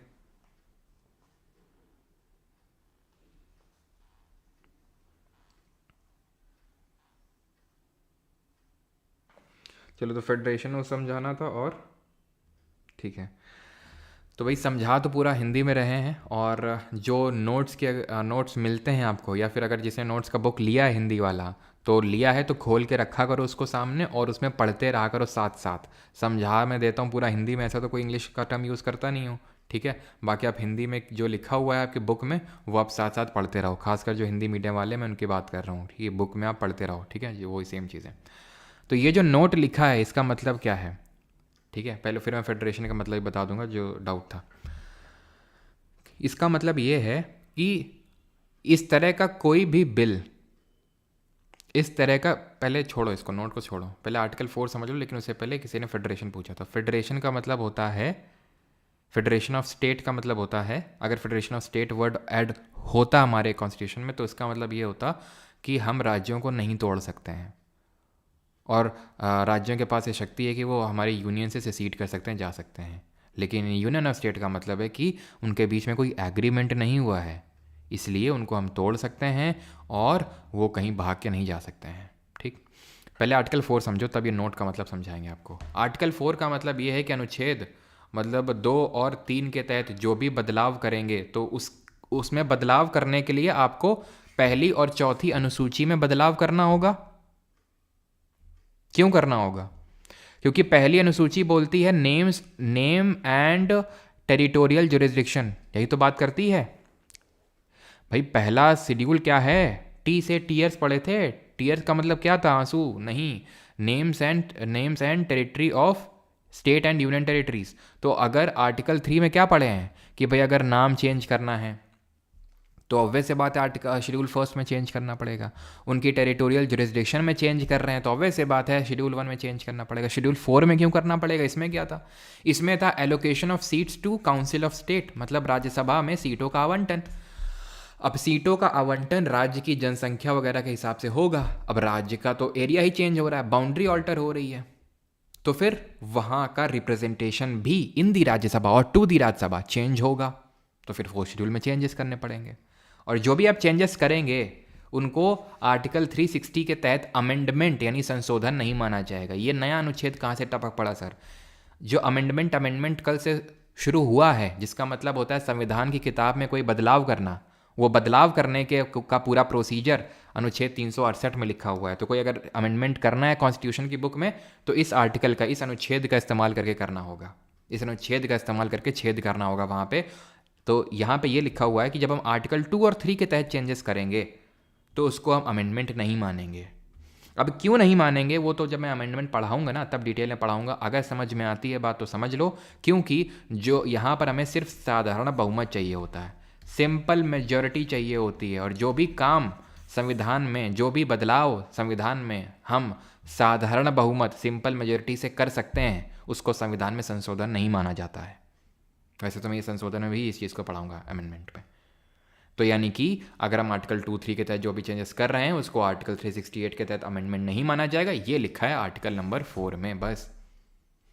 और इस तरह का जो चेंज है, जो बदलाव है, वो सिर्फ हमारी पार्लियामेंट कर सकती है, ठीक है, संसद कर सकती है। कोई मान लो यूपी है, स्टेट है, अब यूपी से तोड़ के हमने बनाया उत्तराखंड, तो ऐसा नहीं कि यूपी की लेजिस्लेटिव असेंबली विधानसभा में कोई बिल आया होगा कि भाई चलो उत्तराखंड भी अलग से बना देते हैं। वो क्यों बनाएंगे? वो क्यों तोड़ेंगे अपने स्टेट को? तो पार्लियामेंट ये सारे काम करता है 2 और 3। और ये नोट जो लिखा है ना, इसका मतलब ये है कि जब भी इस तरह का कोई बिल लाएगा पार्लियामेंट तो उसको प्रेसिडेंट की प्रायर रिकमेंडेशन से लाना पड़ेगा, उसको बताना पड़ेगा। क्यों बताना पड़ेगा? क्योंकि प्रेसिडेंट का ये काम है कि उस तरह के बिल को वो उस राज्य में भेजेगा, उस राज्य की विधानसभा में भेजेगा जिस राज्य से उस बिल का लेना देना है। अगर किसी राज्य का नाम चेंज कर रहे हैं तो यार उसकी भी रिकमेंडेशन तो ले लो कि वो उसका क्या कहना है। अगर उसकी बाउंड्री को अल्टर कर रहे हैं तो उसका भी तो रिकमेंडेशन ले लो। तो इसलिए पार्लियामेंट को ये बिल प्रेसिडेंट की रिकमेंडेशन से लाना पड़ता है, और प्रेसिडेंट इसको रखता है स्टेट के उस स्टेट के पास, जिसको कि एक स्टिपुलेटेड टाइम ऑफ पीरियड में आंसर देना होता है। पहले ये टाइम पीरियड स्पेसिफाइड नहीं था कितने टाइम पीरियड में आंसर देना है, लेकिन ध्यान रखना 5th कॉन्स्टिट्यूशनल अमेंडमेंट किया गया, 5वां संवैधानिक संशोधन किया गया 1955 में। किसमें? आर्टिकल नंबर 3 में, जिसमें कि इस टाइम पीरियड को स्पेसिफाई किया गया कि भाई with in a stipulated time period legislature को, स्टेट वाले के लेजिस्लेचर को ये बात बतानी, अपने सुझाव रखने होंगे। ऐसा नहीं कि पड़ा हुआ है बिल है। समझ में आया ये आर्टिकल 4 और ये जो नोट मैंने आपको समझाया?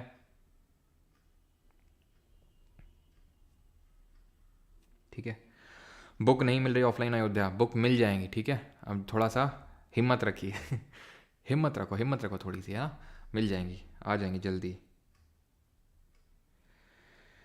ठीक, नव्या जी आ जाएगी बुक, ठीक है। 14 डेज और 3 डेज परमार नॉलेज का। अच्छा,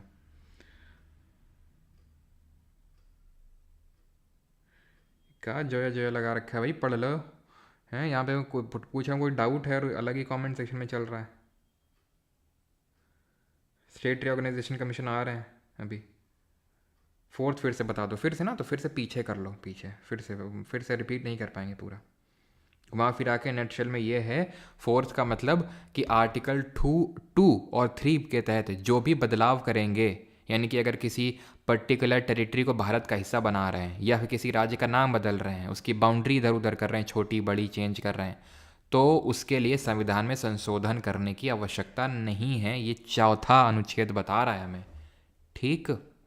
और अनुच्छेद 3 का नोट है, ये अनुच्छेद 3 का नोट है कि ऐसे बिल को लाने के लिए, ये जो आर्टिकल 3 की बात हो रही है, आर्टिकल 3 वाले के तहत कोई भी बिल लाने के लिए पार्लियामेंट में ही आ सकते हैं। पहली बात तो राष्ट्रपति से पहले सुझाव लेना पड़ेगा, क्योंकि राष्ट्रपति उस बिल को उस राज्य में भेज के वहाँ उनका सुझाव लेगा, और उस सुझाव का पहले कोई ऐसा टाइम पीरियड नहीं था कि इस पर्टिकुलर टाइम पीरियड में आपको सुझाव देने हैं, लेकिन 5th अमेंडमेंट ने टाइम पीरियड स्पेसिफाई कर दिया, ठीक।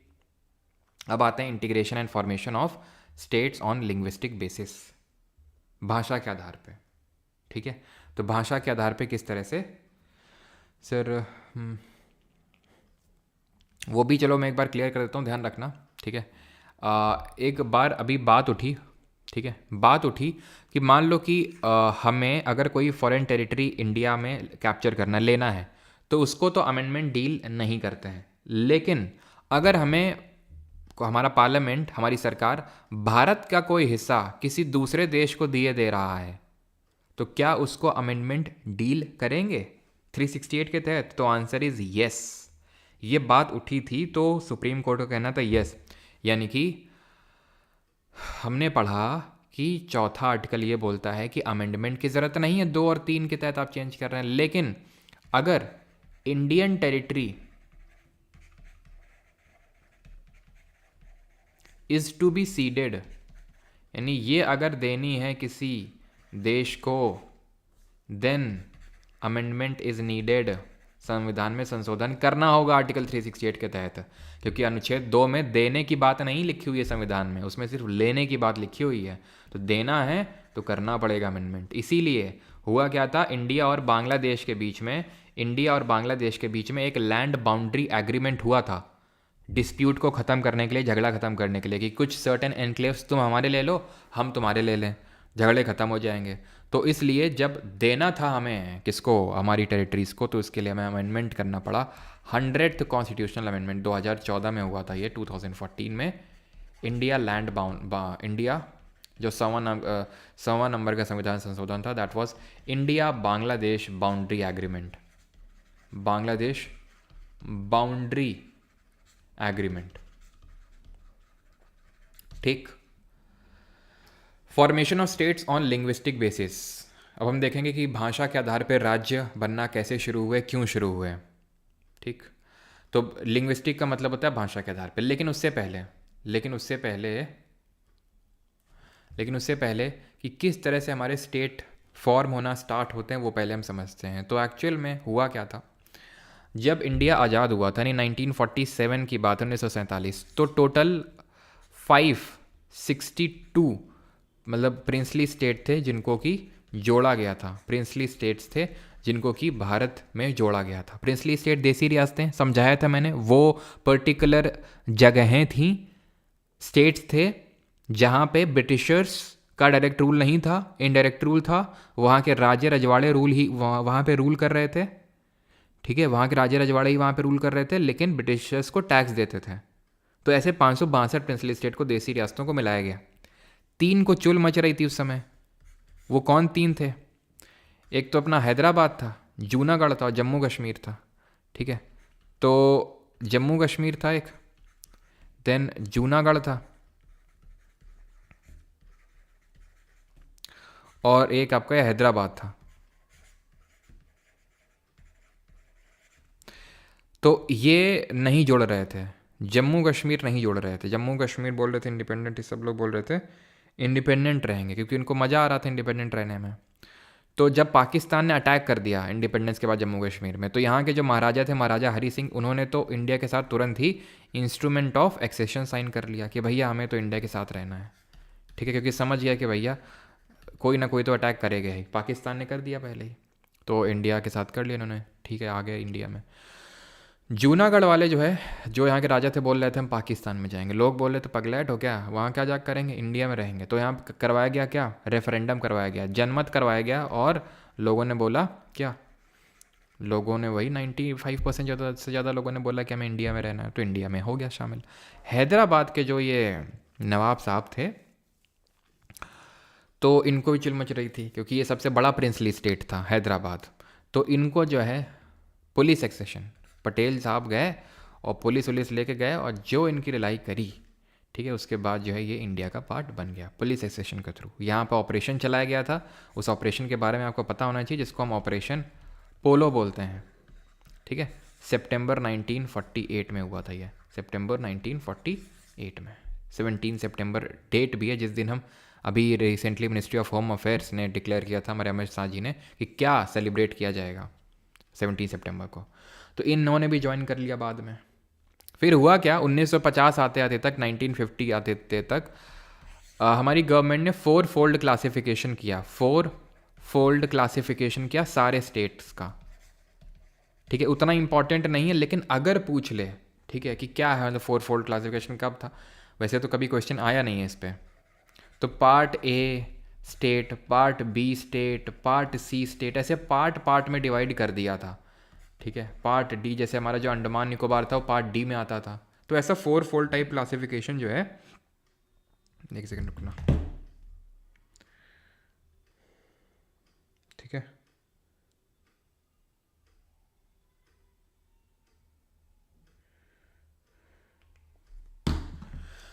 तो ऐसा 4 फोल्ड क्लासिफिकेशन जो है करके रखा था, ठीक है, कि भाई ये स्टेट इस पार्ट में आते हैं, ये स्टेट इस पार्ट बी में, पार्ट सी में, इस तरह से। अब इसको पॉज करो। अब यहाँ से हुआ क्या, लिंग्विस्टिक बेसिस पे, भाषा के आधार पर राज्यों को बनाने की मांग उठनी तेज हुई, कि भाई लिंग्विस्टिक बेसिस पे स्टेट्स को बनाया जाए। हर जगह प्रोटेस्ट हो रहे थे कि भाई हम तेलुगु बोलते हैं, हमको अलग करो, हम कन्नड़ बोलते हैं, हमें अलग करो, है ना, मराठी बोलते हैं, हमें अलग करो। तो ऐसे लिंग्विस्टिक बेसिस पे जो है बात उठने लगी हर जगह। और कुछ जगह जैसे मान लो तेलुगु वाले कर रहे हैं, कन्नड़ वाले कर रहे हैं, तो भी मराठी भी करने लगे, गुजराती भी करने लगे, तो ऐसे बहुत बढ़ रहे। तो लिंग्विस्टिक बेसिस पे बनने चाहिए स्टेट या नहीं बनने चाहिए, तो इसके लिए कमीशन, आयोग बनना शुरू हुए। तो एक सबसे पहले बना धार कमीशन, धार आयोग, ठीक है। इससे मुझे धुआंधार, कपिल धार पता नहीं क्यों याद आ रहा है, बता दो किस रिवर पे ये वाटरफॉल हैं दोनों। तो ये धार कमीशन एस.के. धार जी की चेयरमैनशिप पे बना था। इसने क्या बोला इस कमीशन ने, ये 1948 से बना था। इसने बोला कि states should be formed on states should be formed on the basis of administrative convenience, administrative प्रशासनिक, एडमिनिस्ट्रेटिव कन्वीनियंस, प्रशासनिक सहूलियत के बेसिस पे बनने चाहिए, and not on linguistic basis, not on linguistic, भाषा के आधार पे नहीं बनने चाहिए राज्य, इसने बोला। मांग और तेज हो गई कि कैसे नहीं बनने चाहिए, तो एक और कमीशन बिठाया गया। ये इस कमीशन का नाम था JVP कमीशन। JVP कमीशन इसका क्यों नाम था, क्योंकि इसके 3 मेंबर थे, ठीक है। जवाहरलाल नेहरू, उसका तो नाम रख दिया क्योंकि चेयरमैन के नाम पे, लेकिन यहाँ पे तो तीनों ही लोग बड़े फेमस है, तीनों लोग बहुत ही इंपॉर्टेंट है, खासकर ये दोनों लोग, तो इसलिए जो है JVP कमीशन बोला गया। जवाहरलाल नेहरू थे, ठीक है। वल्लभ भाई पटेल जी थे हमारे, सरदार पटेल जी, और पट्टा भी सीतारमैया थे, ठीक है, पट्टा भी सीतारमैया। और ये किस कमेटी के मेंबर थे जरा बताना, कुछ याद कराया था, सीतारमैया वस्तावैया है हाउस कमेटी के चेयरमैन। ये यूनियन, जिस यूनियन पावर कमेटी हो गया, स्टेट्स जो कमेटी थी उसके थे, जिस भी कमेटी का क्या यूनियन स्टेट था। वल्लभ भाई पटेल जो फंडामेंटल राइट पे कमेटी बनी थी, प्रोविंशियल सब कमेटी जो बनी थी, उसके चेयरमैन थे ये। तो इसने भी यही सेम चीज़ को रिपीट किया कि लिंग्विस्टिक बेसिस पे स्टेट नहीं बनने चाहिए, इसने मना कर दिया और डिमांड तेज हो गई।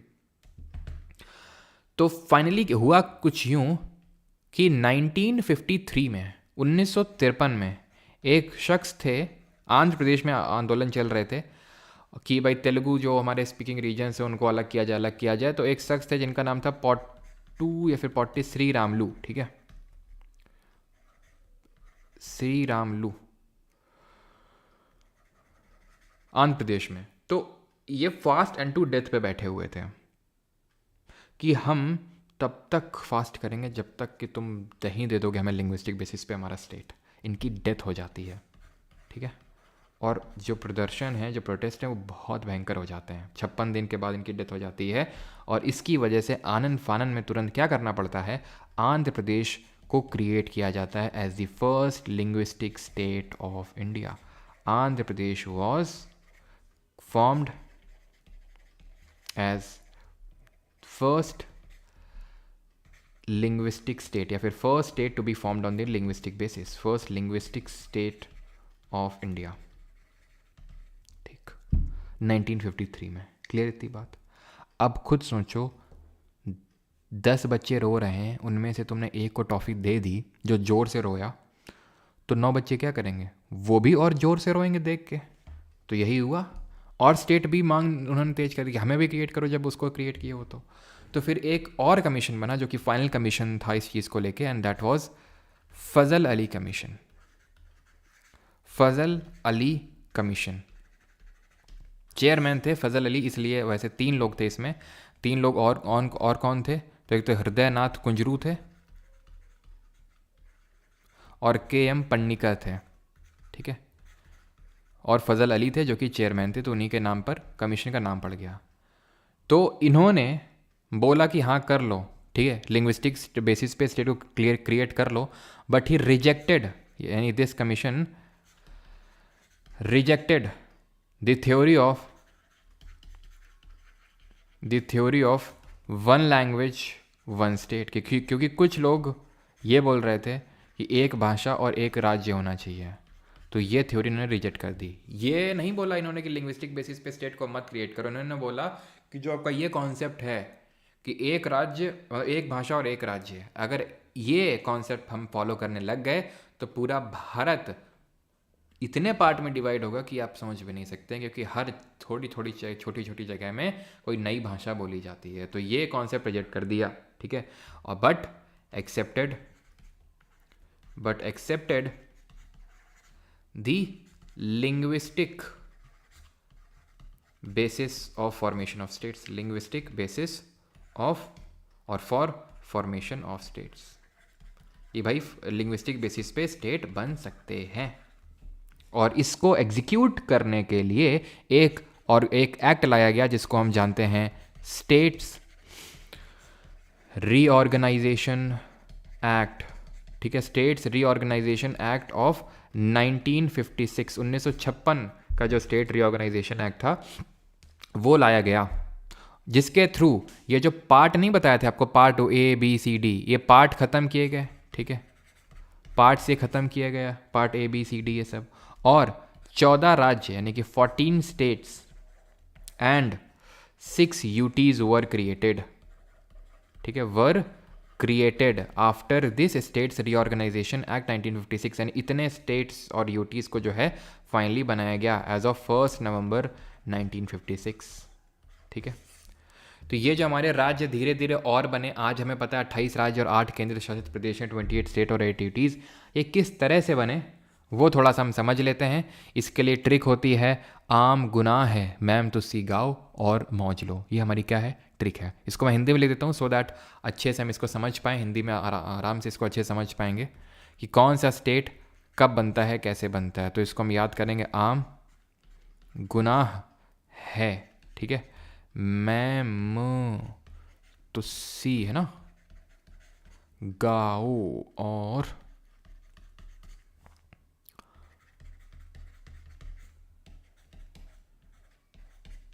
मौज लो, है ना। तो ये जो है इस ट्रिक में हम याद करेंगे। इससे हमें ये हो जाता है ना कि हमें ऑर्डर में चीज़ें याद हो जाती हैं कि कौन सा स्टेट कब बना था, कौन पहले कौन बाद में।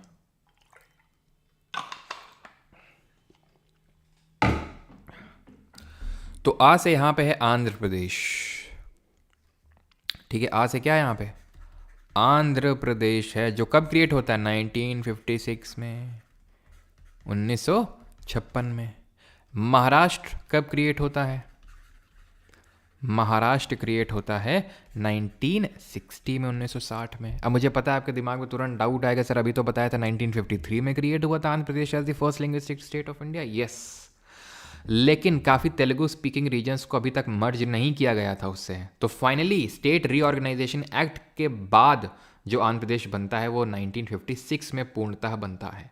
अब अगेन दूसरा क्वेश्चन है कि तुम्हारा सर पूछेगा आंध्र प्रदेश कब बना, तो ऑप्शन में दोनों होगा तो हम क्या टिक करेंगे? ये तुम्हारा सबसे मतलब फेवरेट क्वेश्चन होता है, ऑप्शन में दोनों होगा तो क्या होकर करेंगे। जैसे नहीं ऑप्शन में जिंदा गौड़ा महेंद्रगिरी दोनों होगा तो क्या करेंगे। और हाँ, वो भी मैंने पूछा था कपिल धार धुआंधार, तो किसमें? नर्मदा में। आई थिंक सभी ने बता लिया होगा।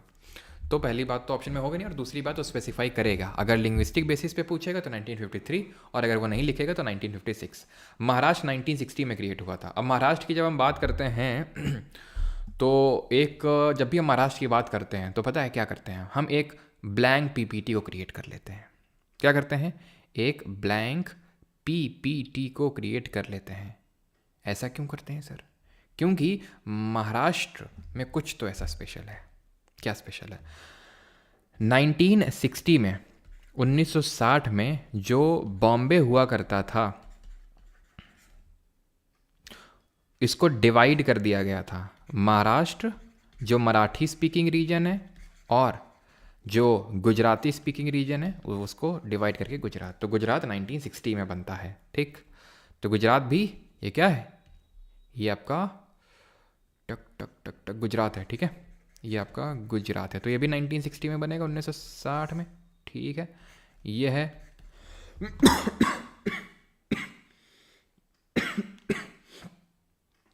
सॉरी। तो ये क्या है आपका? नागालैंड है। ठीक है, नागालैंड। हा से क्या हो जाएगा? हरियाणा। कब क्रिएट होते हैं? तो नागा भैया अपना 63 में और हरियाणा भैया अपना 66 में, और है से हिमाचल हो जाएगा। अब देखो इस हा में मात्रा लगी है नहीं, हरियाणा लिखते हैं तो हा में मात्रा लगती नहीं, हिमाचल लगाते लिखते हैं तो इसमें मात्रा लगती है कि नहीं, छोटी ई की। तो बस इसमें देखो हा में मात्रा लगी है तो ऐसे याद कर लो, हिमाचल प्रदेश हो जाएगा। कब क्रिएट होता है? ये आपका होता है 1971, 1971 में। मैम में क्या है? तो मैं से है मेघालय, मेघालय। ठीक, म से क्या है? म से हो जाएगा मणिपुर। ठीक है, मणिपुर। और तू से क्या हो जाएगा? त्रिपुरा। ठीक है, त्रिपुरा। ये तीनों जो है ना हमारे तीनों भाई बंधु एक ही साथ क्रिएट हुए थे। कब क्रिएट हुए थे तीनों? तीनों को क्रिएट किया गया था इन द ईयर 1972, 1972। सी से क्या है? सी से हो जाएगा सिक्किम। सिक्किम भी स्पेशल है, और जब सिक्किम आता है ना तो हम ब्लैंक पीपीटी में जाते हैं और हम पढ़ते हैं सिक्किम के फॉर्मेशन के बारे में। तो सिक्किम जो है पहले इंडियन यूनियन का पार्ट नहीं था। यहाँ पर एक डायनेस्टी का रूल हुआ करता था जिसको बोलते हैं चोग्याल डायनेस्टी। अब ये चोग्याल डायनेस्टी तो रूल कर रही थी, तो थ्रेट था चाइना की तरफ से, क्योंकि तिब्बत कब्जे में ले ही चुके थे। अब इन पे खतरा मंडरा रहा था, तो इन्होंने पहले इंडिया की तरफ रुख मोड़ा, लेकिन तुरंत नहीं जुड़ना चाह रहे थे। तो इसलिए पहले इनको हमने 35th अमेंडमेंट करके 35वां संविधान संशोधन 1974 में करके इनको पूर्ण राज्य का दर्जा नहीं, मात्र एक एसोसिएट स्टेट का दर्जा दिया। एसोसिएट स्टेटहुड दिया इन्हें। एसोसिएट स्टेट कि मतलब पूर्ण राज्य नहीं है, एसोसिएटेड है बस हमारे थ्रू, हमारे तहत अभी है। ठीक है, और देन जब इनको लगा, अच्छा लगा, तो यहाँ के लोगों ने बोला कि नहीं नहीं, हमें तो इंडियन यूनियन के साथ पूरी तरह से जुड़ना है, चोग्याल डायनेस्टी को पूरी तरह से ख़त्म कर दो। तो 1975 में पूर्ण राज्य यानी कि कंप्लीट स्टेटहुड का दर्जा मिलता है। क्लियर इतनी चीज़? Complete statehood. तो इसी को ये वो करने के लिए आर्टिकल 2A को इंसर्ट किया गया था। अब याद आया आपको? तो सिक्किम कब क्रिएट हो जाएगा? 1975 को, 1975 को। गाओ से क्या है? गाओ से है गोवा, और ओ से क्या है? कुछ नहीं है। गोवा की जब हम बात करते हैं तो होता ये है कि हमें फिर से पीपीटी में जाना पड़ता है, ब्लैंक वाली वो भी। ठीक है, तो होता ये है कि पहले गोवा, दमन और दीव 3 जगह थी जहाँ पर रूल किसका चल रहा था? रूल चल रहा था पोर्तुगीज़ भैया लोगों का। पोर्तुगीज़ भैया लोग सबसे पहले आए थे भारत में और सबसे आखिर में गए थे, हड़ा लिए थे पूरी तरह से। इंडियन गवर्नमेंट 1961 में इनको खदेड़ा था यहाँ से। कब? 1961 में, ऑपरेशन विजय के थ्रू। तो जब इनको यहाँ से हटाया गया तो किया ये गया कि सबसे पहले तो 12th कॉन्स्टिट्यूशनल अमेंडमेंट करके, ठीक है, 12th कॉन्स्टिट्यूशनल अमेंडमेंट करके इन द ईयर 1962 पहले तो इंडियन यूनियन का पार्ट ये बने थे ये, ठीक है, इंडियन यूनियन का पार्ट बने थे ये। देन अगर हम बात करें जो गोवा स्टेट है, गोवा 1987 में, मतलब अभी तो तीनों सिर्फ यूटी बने हैं, यूनियन टेरिटरी, ठीक है, 1962 में, लेकिन 1987 में ये स्टेट बन गया, राज्य बन गया। तो यहाँ पे क्या होगा? 1987, 1987, ठीक। ऐसे ही दादरा नगर हवेली में भी था। जो दादरा नगर हवेली थी ना, यहाँ भी इन्हीं लोगों का शासन चल रहा था। लिख देते हैं, जो दादरा नगर एंड हवेली था, यहाँ भी पोर्चुगीज़ लोग मान नहीं रहे थे, अड़े पड़े थे, भाग ही नहीं रहे थे, बड़े अड़ियल टाइप थे ये। 1961 में, ठीक है, इनको भगाया गया, ठीक है, पोर्चुगीज़ का रूल था 1961 में, पोर्चुगीज़ का रूल था। देन यहाँ पे क्या गया? 10th अमेंडमेंट किया गया, ठीक है, 10th अमेंडमेंट करके जो है इनको भी यूटी का, और आज भी यूटी है, आपको पता है, दादरा नगर हवेली, दमन और दीव को मर्ज किया जा चुका है अभी। यहाँ पे जो और है उसमें औ का मतलब है अरुणाचल प्रदेश, ठीक है, अरुणाचल, और मौज में मो से क्या है? मिज़ोरम, ठीक है, और बस ख़त्म। इनको कब क्रिएट किया गया था? तो ध्यान रखना, इनको 1987 में ही क्रिएट किया गया था। एक्चुअल में अरुणाचल और जो मिज़ोरम है ना, अरुणाचल और जो मिज़ोरम हैं, इनको क्रिएट किया गया था, यहाँ पे लिखते हैं 22nd अमेंडमेंट हुआ था, एक 22वां संविधान संशोधन, ठीक है। इससे किया क्या गया? मेघालय को एक एसोसिएट स्टेट के तौर पे पहले तो क्रिएट किया गया, ठीक है, Meghalaya created with in Assam. आप देखते होंगे, अगर आपने मैप देखा होगा अच्छे से, तो असम के अंदर ही तो दिखता है हमें मेघालय। और मिज़ोरम और जो अरुणाचल है, इनको एज ए यूटी की क्रिएट किया गया था। मिज़ोरम और अरुणाचल को एज यूटी क्रिएट किया गया था, यूनियन टेरिटरी, और इनको बोला गया था NEFA, North East Frontier Agency, NEFA, ठीक। तो ये स्टेट हुड, ध्यान रखिएगा, कौन कब राज्य बना, ऑर्डर आपसे पूछ सकता है, ठीक है। आगे बढ़ें, इतनी चीज़ क्लियर हो गई सभी को? किसी को यहाँ तक कोई डाउट हो तो जल्दी से बताइए। ये इंग्लिश में आप ट्रिक यहाँ पे फिल कर सकते हैं, जिसको फिल करना है तो। 1930 difference between state and UT. State में एक इलेक्टेड गवर्नमेंट होती है, यूटी में क्या होता है, जनरली कहीं कहीं पे इलेक्टेड गवर्नमेंट होती है, जैसे जम्मू कश्मीर और दिल्ली वगैरह में, लेकिन वहाँ पे डायरेक्टली किसका शासन होता है? सेंटर का।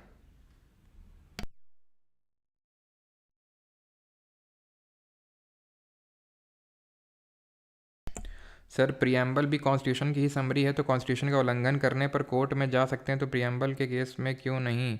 Please reply, I am confused. क्योंकि वहाँ पे साफ साफ लिखा है, सुप्रीम कोर्ट ने ही बोला है कि it is non enforceable in a court of law. मत आना मेरे पास वापस, ठीक है।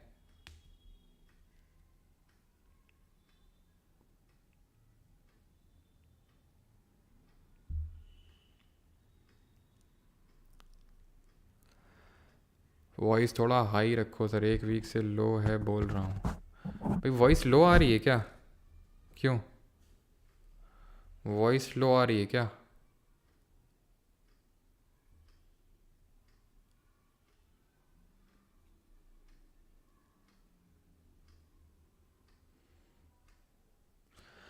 Sir Mizoram CM controversy to make another country, is it possible?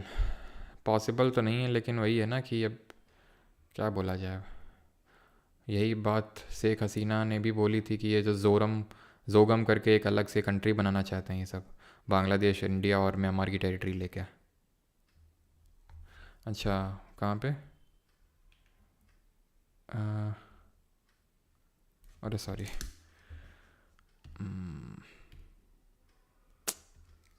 ये करेक्ट कर लेना यार ये, ठीक है। 1987 की जगह 9, ठीक है, ये बीच में 9 एक्स्ट्रा लग गया ये, ठीक। चलिए आगे बढ़ते हैं और हम देखते हैं, यहाँ पे इसको फिल कर लेना इंग्लिश में अपने आप से, ठीक है।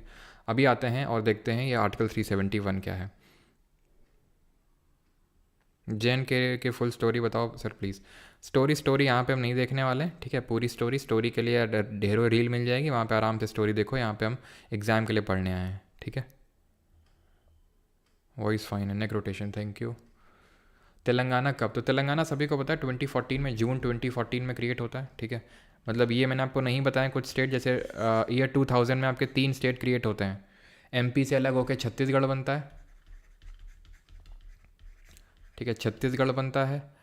उत्तराखंड बनता है यूपी से अलग होके, और झारखंड बनता है बिहार से अलग होके। तो ये सब 2000 में ही बनते हैं, तो ये मैंने नहीं बताया आपको, ठीक है। तो इसको भी कर सकते हैं नोट। और 2014 में वी ऑल नो कि तेलंगाना अलग से बनता है, ठीक है, जून 2014 में, ठीक। आगे बढ़ते हैं।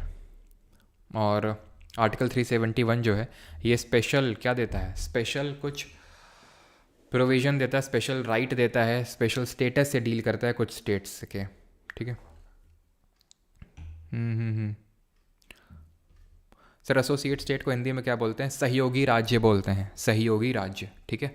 तो article 371 A B C D E F G H I J, ठीक है। तो यहाँ पे देख सकते हैं महाराष्ट्र गुजरात से रिलेटेड है 371 ए आपका नागालैंड के स्पेशल प्रोविजन से रिलेटेड है। 371 बी असम, सी मणिपुर, आंध्रा की यूनिवर्सिटी, ठीक है। Then Sikkim, then Mizoram, then Arunachal, then Goa, then Karnataka.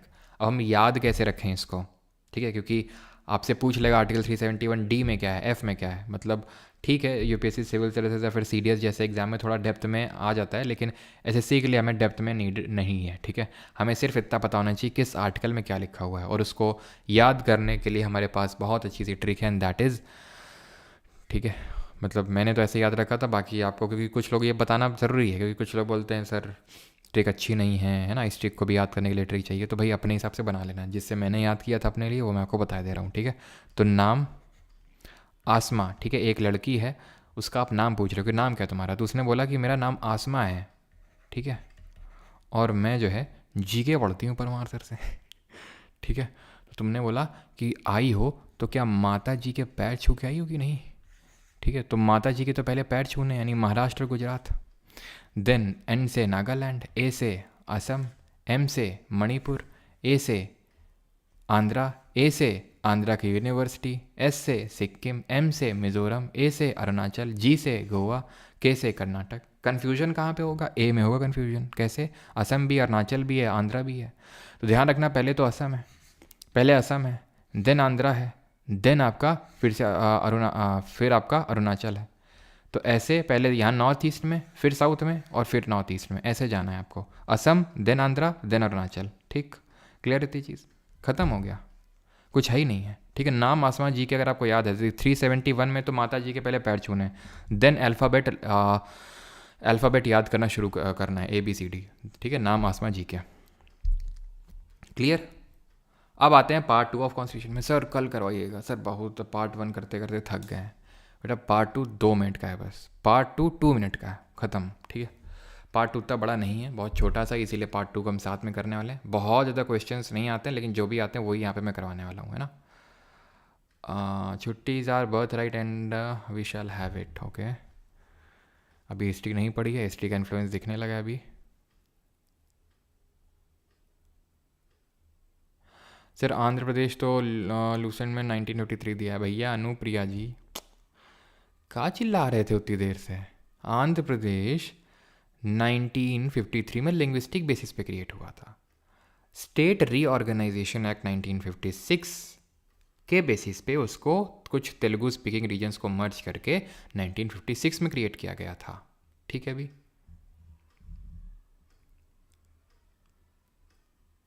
भाई बाबू ओ राम जी, यहाँ पर बात हो रही है पोस्ट इंडिपेंडेंस की। सर मैं अम्बाला से हूँ, यहाँ विनबेक्स एक्सरसाइज चल रही है। जाओ जहाजो ने दिमाग ख़राब कर दिया है, इतनी आवाज़। अच्छा विनबेक्स अच्छा जहाजों ने, ओके ठीक ठीक ठीक, अच्छा वो डिफेंस वाली एक्सरसाइज है, अच्छा वियतनाम और इंडिया की। जहाजों ने दिमाग ख़राब कर दिया है, कोई नहीं कोई नहीं। अरुणाचल की यूनिवर्सिटी नहीं है भैया, आंध्रा की सेंट्रल यूनिवर्सिटी को स्पेशल स्टेटस मिला हुआ है वो। पार्ट 2 पे आते हैं अभी। भाग 2 ऑफ संविधान किसकी बात करता है? ये बात करता है नागरिकता की, दैट इज़ सिटीजनशिप की, ठीक है। किसकी बात करता है ये? नागरिकता की बात करता है ये। पार्ट 2, आर्टिकल कौन से कहाँ से कहाँ तक है? तो भाई 4 पे ख़त्म हो गया था हमारा पार्ट 1, तो यहाँ पे कहाँ से शुरू होगा? 5 से शुरू होगा और 11 तक जाएगा। बस ये ध्यान रखना हमारे देश में कैसी नागरिकता है, कैसी सिटीजनशिप है। तो इंडिया में सिंगल सिटीजनशिप चलती है, एकल नागरिकता चलती है, एकल नागरिकता। और ये हमने कहाँ से लिया है, किस कंट्री के कॉन्स्टिट्यूशन से लिया है? ये हमने यूके या फिर ब्रिटेन के कॉन्स्टिट्यूशन से लिया, ठीक है। तो धीरे धीरे कौन सी चीज़ हमने कॉन्स्टिट्यूशन में कहाँ से बोरो करी है वो आप ऐसे ही सीख जाएंगे। सिंगल सिटीजनशिप का मतलब क्या होता है कि हमारे यहाँ पे ऐसा नहीं है कि कोई पर्टिकुलर सिटीज़न इंडिया के सिटीज़न के साथ साथ वो यूपी का भी सिटीज़न है, बिहार का भी सिटीज़न है। कल मैंने आपको बताया था, यानी हमारे यहाँ डुअल सिटीजनशिप नहीं चलती है, हमारे यहाँ सिंगल है। और ये कैसा फीचर होगा, फेडरल या फिर यूनिटरी, बताइए, ठीक है। तो हम यूपी, एमपी, बिहार नाग के निवासी हो सकते हैं, लेकिन नागरिक तो सिर्फ हम भारत के ही हैं। ये आर्टिकल है। अब ये आर्टिकल 5वां, 6वां, 7वां, 8वां, 9वां, 10वां, 11वां, पहले तो समझो इसको, ठीक है। ये मत बोलना कि सर बीच में कि सर ये वो, ठीक है। अभी रुक जाओ। आर्टिकल 5 है, it provided for the citizenship on the commencement of constitution. यानी जब हमारा संविधान लागू हुआ एक तरह से, ठीक है, जब हमने एक तरह से काइंड ऑफ अडॉप्ट किया, तो उसके बाद से कौन नागरिक होगा कौन नहीं होगा वो उससे डील करता है आर्टिकल 5, ठीक है। अनुच्छेद नंबर 5। अनुच्छेद 6, it provides rights of citizenship of certain persons who have migrated to India from Pakistan. वो लोग जो पाकिस्तान से माइग्रेट होकर, अब 1947 में पार्टीशन हो गया 1947 में, तो जो लोग पाकिस्तान वाले भाग में रह रहे थे वो अगर भारत में आए हैं तो उनके लिए क्या नागरिकता के प्रावधान होंगे? 7वां, provided right of citizenship of certain migrants to Pakistan. यानी वो लोग जो भारत में थे, ठीक है, आज़ादी के समय, लेकिन भारत छोड़ के पाकिस्तान में चले गए, जब वहाँ पे पता चला ओ यहाँ तो गधे रहते हैं तो वापस फिर आ गए यहाँ पे, ठीक है। तो वापस वो फिर से घूम के यहीं पे आ गए, कहाँ पे? इंडिया में, ठीक है। तो ये वो हैं जो पाकिस्तान में ही थे लेकिन भारत में, ये भारत से पाकिस्तान, पाकिस्तान से फिर Bharat. 8, provided rights of citizenship of certain persons of Indian origin. जो भारत से बाहर रह रहे हैं, ना तो भारत वाले हिस्से में ना तो पाकिस्तान वाले हिस्से में, वो कुछ और ही अनडिवाइडेड इंडिया से बाहर हैं, वो अनडिवाइडेड इंडिया से भी बाहर हैं वो कहीं, और इंडियन ओरिजिन के, तो उनके लिए क्या ना वो प्रावधान होंगे। 9वां, provided that if any person voluntarily acquired the citizenship of a foreign state will no longer to be a citizen of India. मतलब कि अगर कोई इंसान अपने आप से, अपनी मर्जी से भारत की नागरिकता छोड़ के किसी और देश की ले ली, ठीक है, मतलब अपने आप उसने दूसरे देश की नागरिकता ले ली, तो अपने आप उसकी भारत की नागरिकता कैंसिल हो जाएगी, चली जाएगी। और 10वां बात करता है कॉन्टिन्यूएंस ऑफ राइट्स ऑफ सिटीजनशिप, जिसका मतलब होता है कि ये अनुच्छेद ये लिखता है कि वो लोग जो भारत में रह रहे थे कमेंसमेंट ऑफ कॉन्स्टिट्यूशन में, और जो भारत के नागरिक हो गए एक बार, वो भारत के नागरिक रहेंगे, ठीक है। सरकार उनके सिटीजनशिप के राइट्स को छीन नहीं सकती है। अगर मैं भारत का नागरिक डिक्लेयर हो गया तो ऐसा नहीं कि कल को नहीं तुम ऐसे आए थे, तुम वैसे आए थे, तुम ऐसे हो गया वैसे हो गया, तुम भारत के नागरिक नहीं हो, ऐसा नहीं हो सकता है। कॉन्टिन्यू रहेंगे राइट ऑफ सिटीजनशिप, वो राइट है। 11th, parliament to regulate the right of citizenship by law. 11th ये बोलता है कि नागरिकता को लेके कोई भी कानून बनाने की शक्ति सिर्फ देश की संसद के पास है, क्योंकि सिटीजनशिप किस लिस्ट में आता है? यूनियन लिस्ट में। कल पढ़े थे कि नहीं? तो सिर्फ पार्लियामेंट को ये लॉ के पास पावर है कि वो कानून बना सकता है। तो अब ये आर्टिकल 5 आपसे नहीं पूछता है, 6 नहीं पूछता है, 7 नहीं पूछता है, 8th नहीं पूछता है। क्यों नहीं पूछता है? इसलिए नहीं पूछता है कि ये आपके हिंदी में लिखे हुए हैं। आप में से किसी का कमेंट था कि इंग्लैंड से आए हो क्या, हिंदी में नहीं लिखते हो, और वो चीज़ मुझे दिल में लग गई, ठीक है। मैंने अपने कुछ मंत्रों का उच्चारण किया और सीधे टेक्स्ट को हिंदी में कन्वर्ट कर डाला, ठीक है। वो बात दिल पे लग गई थी, ठीक है। Sir German shepherd Indian citizen है या नहीं? ये काफ़ी डीप कॉन्वर्सेशन है, इस पर हम कभी और चर्चा करेंगे। अभी आगे बढ़ते हैं, ठीक है। तो 5, 6, 7, 8 क्यों? क्योंकि सिटीजनशिप जो है नागरिकता,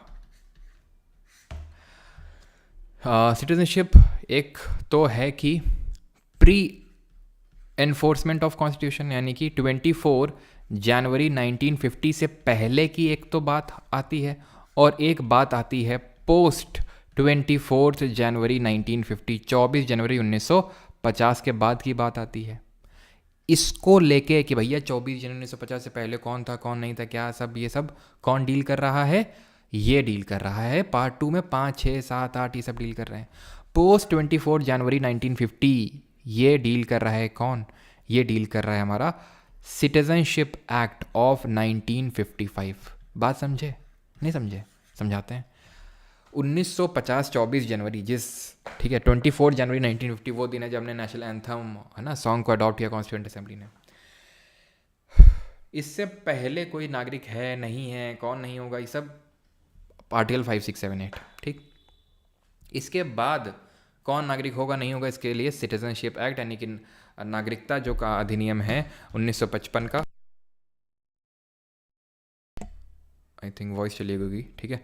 तो इसके थ्रू सिटीजनशिप एक्ट 1955 जो कि बात करता है सिटीजनशिप की पोस्ट 24 जनवरी 1950 की। सर ये तो एक्ट तो 1955 में आया था, ये तो 1950 कैसे बात कर सकता है, कर सकता है क्योंकि ये एक्ट रेट्रोस्पेक्टिवली इम्प्लीमेंट किया गया था, यानी कि बैक डेट से इम्प्लीमेंट किया गया था इसको, समझ गए आप। तो ये है।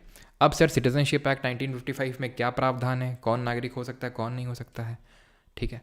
तो कैसे कोई एक्वायर कर सकता है सिटीजनशिप, तो जन्म से, किसी का जन्म हुआ है भारत में उससे एक्वायर कर सकता है। बाई डिसेंसी एक्वायर कर सकता है। डिसेंसी का मतलब ये होता है कि आप जो हैं, आपके जन्म तो आपका बाहर हुआ है लेकिन आपके मम्मी पापा भारतीय नागरिक ही हैं।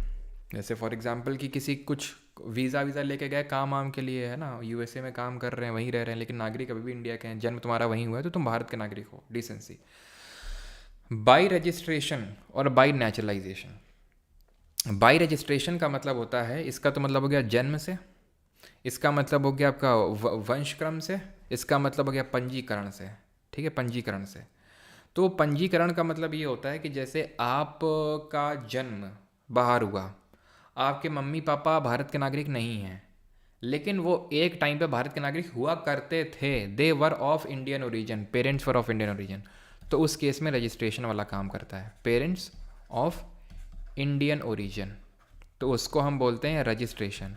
और नेचुरलाइजेशन होता है कि भाई तुम अभी भारत के नागरिक नहीं हो, तुम्हें मम्मी पापा ने भी नहीं हो और तुम्हें मम्मी पापा इंडियन ओरिजिन के भी नहीं है, तो नेचुरलाइजेशन होता है। उसके लिए अलग अलग प्रावधान होते हैं। कैसे, जैसे कि यहाँ पर अगर आपको इसके थ्रू नागरिकता लेनी है कि आपके मम्मी पापा कभी थे नागरिक तो 6 साल भारत में रहना होगा, और नेचुरलाइजेशन से लेना है तो 12 साल रहना होगा भारत में, ठीक है। इनकॉर्पोरेटिंग अ टेरिटरी, अगर भारत देश ने, भारतीय सरकार ने मान लो पूरे बांग्लादेश को कब्जे में ले लिया तो बांग्लादेश के सारे लोग तुरंत भारतीय हो जाएंगे, उसके लिए कुछ वो इतने साल रहना वो सब कुछ नहीं, क्योंकि वो भारत की टेरिटरी हो गई तो वो भारत के सब नागरिक हो जाएंगे। कैसे कोई अपनी नागरिकता खो सकता है, रिनंसिएशन, यानी वो अपनी सिटीजनशिप को त्याग दे, ठीक है, खुद ही स्वतः ही वो त्यागने की घोषणा कर दे कि मुझे नहीं रहना है। टर्मिनेट कर दिया जाए, टर्मिनेशन, वंचित किया जाना, टर्मिनेट कर दिया जाए। जब अगर मान लो आप किसी और कंट्री की आपने सिटीजनशिप ले ली, आप इंडिया के नागरिक हैं लेकिन आपने एट द सेम टाइम किसी और कंट्री की सिटीजनशिप ले ली, आपको टर्मिनेट कर दिया जाएगा। डेप्रीवेशन का मतलब है अगर आपने फ्रॉड तरीके से नागरिकता ली है, अगर आप किसी हमारी एनिमी कंट्री के साथ, मान लो कि फॉर एग्जांपल कनाडा मान लो हमारी एनिमी कंट्री है, ठीक है, और ठीक है, तो और उसका आप साथ दे रहे हैं, ठीक है, तो उस केस में भी आपको डिप्राइव किया जा सकता है। समझ में आई चीज़? इतनी चीज़ सभी को समझ में आई या नहीं आई, जल्दी से बताइए, ठीक है। यूएसए में ध्यान रखना डुअल सिटीजनशिप चलती है, हमने सिंगल सिटीजनशिप लिया है, कहाँ से, इंडिया से।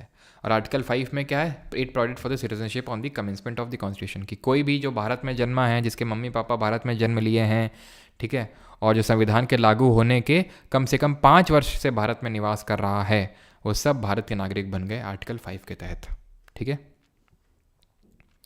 बाकी 5, 6, 7, 8 उतना पूछता है नहीं आपसे। 9 ध्यान रखना कि अगर किसी ने भारत के अलावा नागरिकता ले ली किसी और देश की तो उसके भारत की नागरिकता चली जाएगी।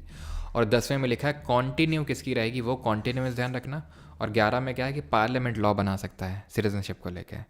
बाकी सिटीजनशिप एक्ट मैंने 1955 समझा दिया है। और अभी आपको पता होगा रिसेंट में जो सबसे इसमें अमेंडमेंट हुआ है, वैसे तो कई अमेंडमेंट हुए हैं लेकिन 2019 में जो संशोधन हुआ है वो काफ़ी चर्चा में रहता है। आपने सुना होगा CAA NRC, सुना है CAA? इसका मतलब यही है सिटीजनशिप एक्ट ऑफ 1955, जो उसमें अमेंडमेंट किया गया 2019 में। क्या अमेंडमेंट किया गया है 2019 में? ये अमेंडमेंट संशोधन किया गया है कि 6 कम्युनिटीज़ के लोग जो 6 कम्युनिटी के लोग हैं, कौन कौन कौन है वो? हिंदू हो गए, सिख हो गए, बुद्धिस्ट हो गए, पारसी हो गए, जैन हो गए, एक आप बता दो कौन हो गए। तो ये सारे लोग जो बांग्लादेश, अफ़गानिस्तान और पाकिस्तान से आते हैं, तो इनके लिए सिटीजनशिप बाय नेचुरलाइजेशन वाला ही सिस्टम फॉलो होगा, क्योंकि इनके तो पेरेंट्स भी इंडियन ओरिजिन के नहीं हैं। तो इनके लिए नागरिकता में कुछ आसानी लाई जाएगी, यानी कि सिर्फ इनको 6 साल ही भारत में रहना है कॉन्टिन्यूसली और इनको सिटीजनशिप के राइट्स मिल जाएंगे। यानी कि तो यहाँ पे विवाद क्यों हुआ? विवाद इसलिए हुआ क्योंकि यहाँ पे मुस्लिम्स इंक्लूडेड नहीं थे। ठीक है, क्यों? और गवर्नमेंट लॉजिक क्या दिया कि इन देशों में भाई मुस्लिम के खिलाफ थोड़ी प्रताड़ना होती है, क्योंकि यहाँ पे तो ये सब मुस्लिम बहुल ही हमारे देश हैं। मेन जो प्रताड़ना होती है इनके खिलाफ होती है, तो इसलिए ये लोग अगर आते हैं तो इनके लिए ये नॉर्म्स हैं। ये बेसिक गवर्नमेंट का कहना है। सवाल कर लो, जल्दी जल्दी कर लो, जल्दी से 3 सवाल करो। ठीक है, ये आपके CAPF, ये कौन से क्वेश्चंस होते हैं जो CAPF, CDS या फिर जो UPSC के एग्ज़ाम्स होते हैं, जैसे भी जियो साइंटिस्ट का एग्ज़ाम हुआ, CISF LDC का एग्ज़ाम होता है, वो सब एग्ज़ाम हुए तो उसमें। ठीक है, चलो, तो अगर हम बात करें with regard to the constitution of India, which of the following is not correct? The words socialist and secular were not originally part of constitution. ठीक है, तो ये जो वर्ड्स हैं ये कॉन्स्टिट्यूशन का पहले पार्ट नहीं थे, सही है। सोशलिस्ट, सेक्युलर, इंटेग्रिटी को बाद में जोड़ा गया था। Preamble states the object of the constitution of India. Okay, yes, preamble is enforceable in a court of law. पकड़ लिया तुमने, हैं? बन गया लेफ्टिनेंट। कैसा लग रहा है आज? Which of the following word or phrase was not incorporated in the preamble to the constitution of India by 42nd amendment? 42nd amendment से किस वर्ड को नहीं जोड़ा गया था? Socialist, secular, unity and integrity, dignity. Socialist जोड़ा गया, secular जोड़ा गया, यूनिटी एंड यूनिटी तो पहले ही था, इंटेग्रिटी को भी जोड़ा गया, डिग्निटी को नहीं जोड़ा गया। CAPF में क्वेश्चन पूछा गया। बन गया असिस्टेंट कमांडेंट। कैसा लग रहा है? 62. Which of the following terms was used for the state in the draft constitution presented by Ambedkar ji on 4th November 1948? कौन सा वर्ड उन्होंने यूज़ किया था? Union of state, federation of state, autonomous state, subsidiary state. क्या word उन्होंने किया था? तो उन्होंने किया था union of states. Option number A. कैसा लग रहा है लेफ्टिनेंट फिर से बन के? 102, 173 और 56 को जल्दी से करो।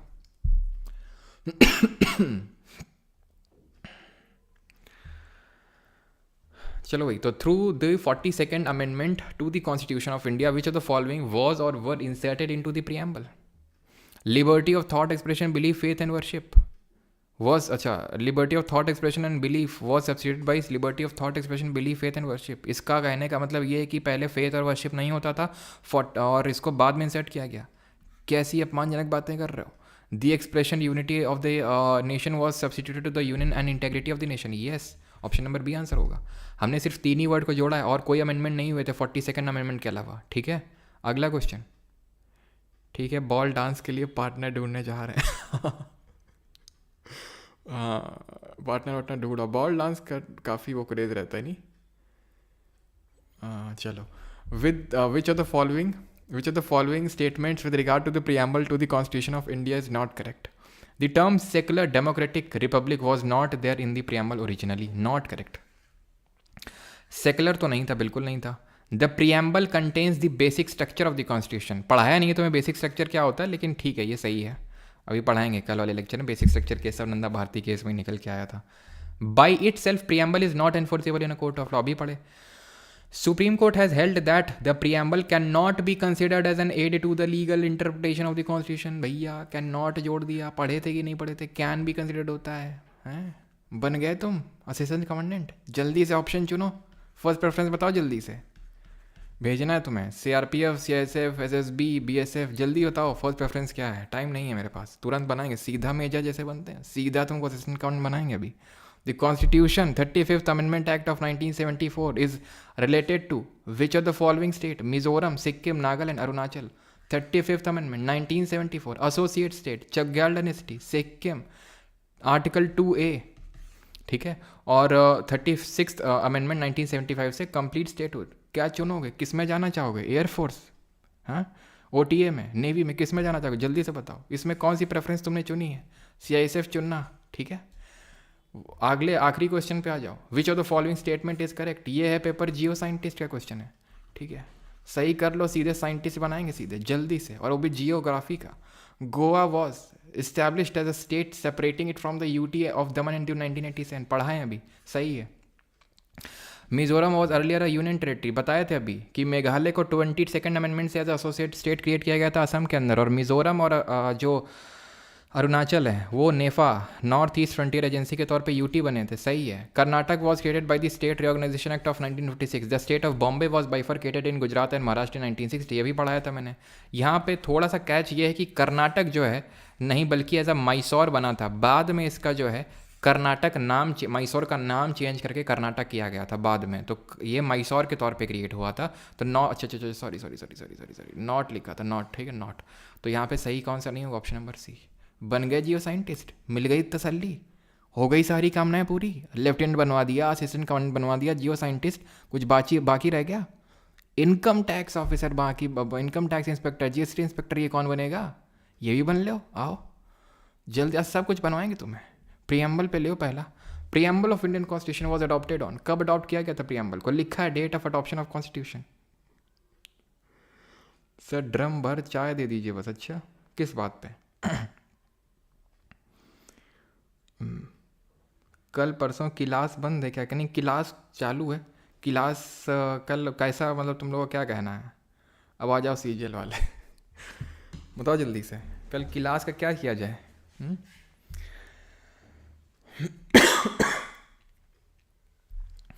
Preamble of Indian constitution was adopted on, कब? 26 नवंबर 1949। ये जल्दी बनना होता है, जैसे कि अभी ये किस में पूछा गया था? किसी में पूछा गया, कुछ नहीं बने तुम तो इससे। CHSL सीधा भी तुमसे भी क्लर्क बनवाएंगे जल्दी से CHSL के through. Preamble of constitution describes India as क्या? Unitary state, federal state, secular state, या फिर अथी स्टेट? ये सब क्या लिखा हुआ है? सेकुलर स्टेट बताता है, ऑप्शन नंबर सी। बन गए clerk. Preamble of the Indian constitution start with the phrase, इसकी स्टार्टिंग लाइन क्या है? We the people of India, we the people of USA, we the people of South Africa, ऐसे सबके preamble चालू होते हैं। Which of the following word sequences is correct as per the preamble of the constitution? Sequence बताना है, CHSL का question है। Class close रखा जाए, अच्छा बंद, ऑफ, ठीक, देखते हैं, नहीं होगा तो फिर कल और परसों ऑफ रखते हैं, निट्टो करवा देते हैं कल परसों, और सैटरडे संडे को क्लास रख लेते हैं, क्योंकि है ये कि छठ पूजा है, और काफ़ी दबाव बन रहा है मुझे चारों तरफ से कि छठ पूजा में, क्योंकि Friday, I think Thursday Friday को काफ़ी बिजी दिन रहेंगे, इसलिए बंद किया जाए। अभी मैं तो देखो हमारे यहाँ पे तो मनाते नहीं उतना छठ, ठीक है। We the students of Parmar SSC, हाँ, और कॉमेंट रिट्रैक्ट कर लिया गया जल्दी से। खैर, sovereign socialist secular democratic republic, option number B. SSC JEE में बना दे इंजीनियर, बताओ जल्दी से करो फिर। Not mentioned in the preamble of the constitution of India, liberty of thought, expression, belief, faith and worship है। अपॉर्चुनिटी तो क्या है? Equality of status and opportunity है। जस्टिस 3 तरह का, कौन कौन है जल्दी से बताओ। According to preamble what does the promotion of fraternity assure? Fraternity का मतलब बंधुत्व, unity and integrity of the nation, yes, ये तो लिबर्टी है, ठीक है। 7th, विच वर्ड, अगेन बना दे engineer, unity of nation, which word has been substituted for the word unity of nation? Unity of nation हटा के किस वर्ड को जोड़ा गया 42nd अमेंडमेंट से? तो unity and integrity of the nation को जोड़ा गया, option number C. 8th question, 42nd amendment of 1976 added 3 new words to the preamble, socialist, secular and integrity. Which of the following was not a part of the original preamble of the constitution? Originally part क्या नहीं था? Democratic था, Republic था, secular नहीं था, sovereign था, ठीक है। 10th, which of the following noble ideals is mentioned in the preamble of the constitution of India? कौन मेंशन्ड है? आखिरी क्वेश्चन है, इसके बाद पार्ट 1 2 के करेंगे, ठीक है। Liberty of thought, expression, belief, faith and worship, खुद से करो, अब नहीं करवा पाएंगे, पार्ट 1 एंड 2 पे आते हैं। ये PDF आपको मिल ही जाती है प्राइवेट टेलीग्राम ग्रुप में, तो वहाँ से आप कर सकते हैं। India also known as Bharat is a, India जिसे भारत के नाम से भी जाना जाता है, एक क्या है? It's our fundamental right to have leave on our festival. अच्छा, कौन सा आर्टिकल में है ये Pawan Kumar?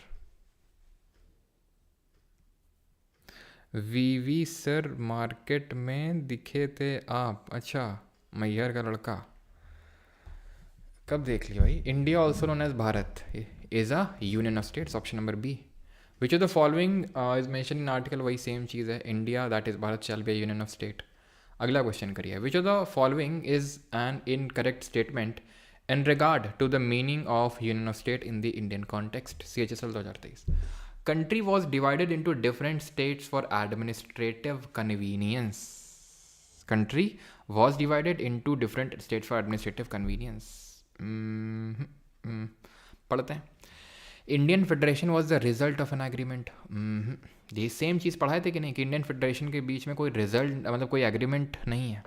Federation not being the result of agreement, no state has right to secede from it. ठीक, सब पढ़ी हुई चीज़ें।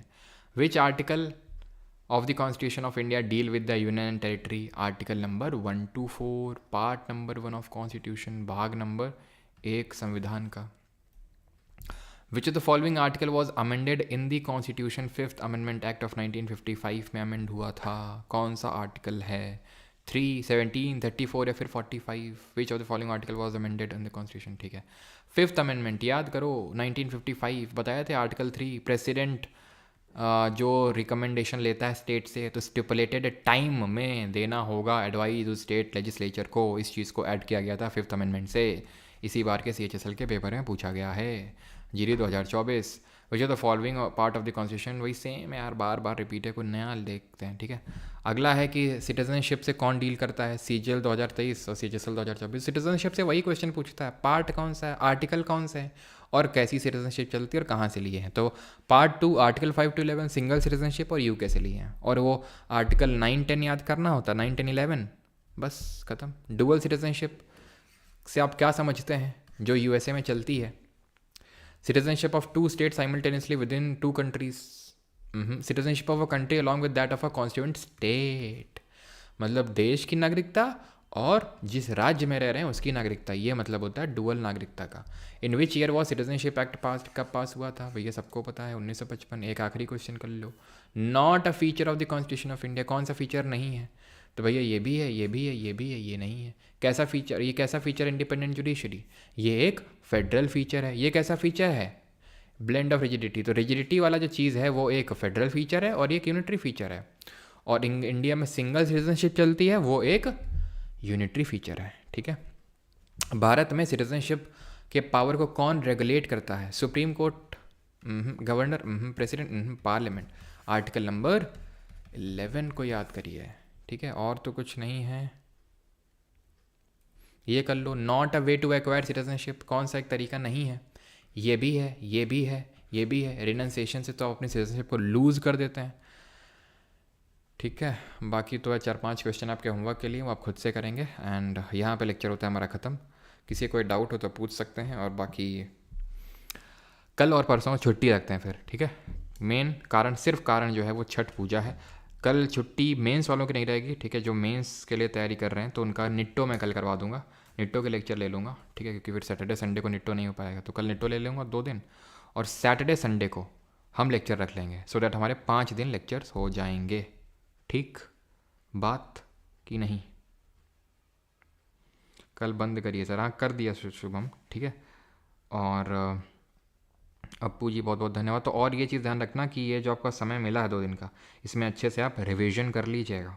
ठीक है, जो भी हमारे 3 लेक्चर्स हुए हैं, क्योंकि इसलिए भी मैं नहीं ले रहा हूँ क्योंकि जो फंडामेंटल राइट, इसके आने वाले जो चैप्टर है फंडामेंटल राइट DPSP, हद से ज़्यादा इंपॉर्टेंट है। पूरी पॉलिटी में सबसे ज़्यादा इंपॉर्टेंट है। तो फंडामेंटल राइट, DPSP और फंडामेंटल ड्यूटी, ये 3 चैप्टर, और चौथा है पार्लियामेंट। ठीक है, आप ये समझ लो 90% या फिर कभी कभी 100% क्वेश्चन इन्हीं 4 चैप्टर से निकल के आते हैं। ठीक, तो इसलिए मैं नहीं रखना चाहता हूँ कि भाई किसी का मिस ना हो। मिस कोलकाता जी जल्दी आ जाएगा, रिलीज़ हो जाएगा। रिकॉर्डिंग ऑफ कर दो। Thank you Zeeshan Ahmed, thank you for reminding. IAS बनवा दो, IAS भी बनवा देंगे, है ना नेहा जी, IAS भी बनवा देंगे। रिकॉर्डिंग ऑफ, थैंक यू याद दिलाने के लिए।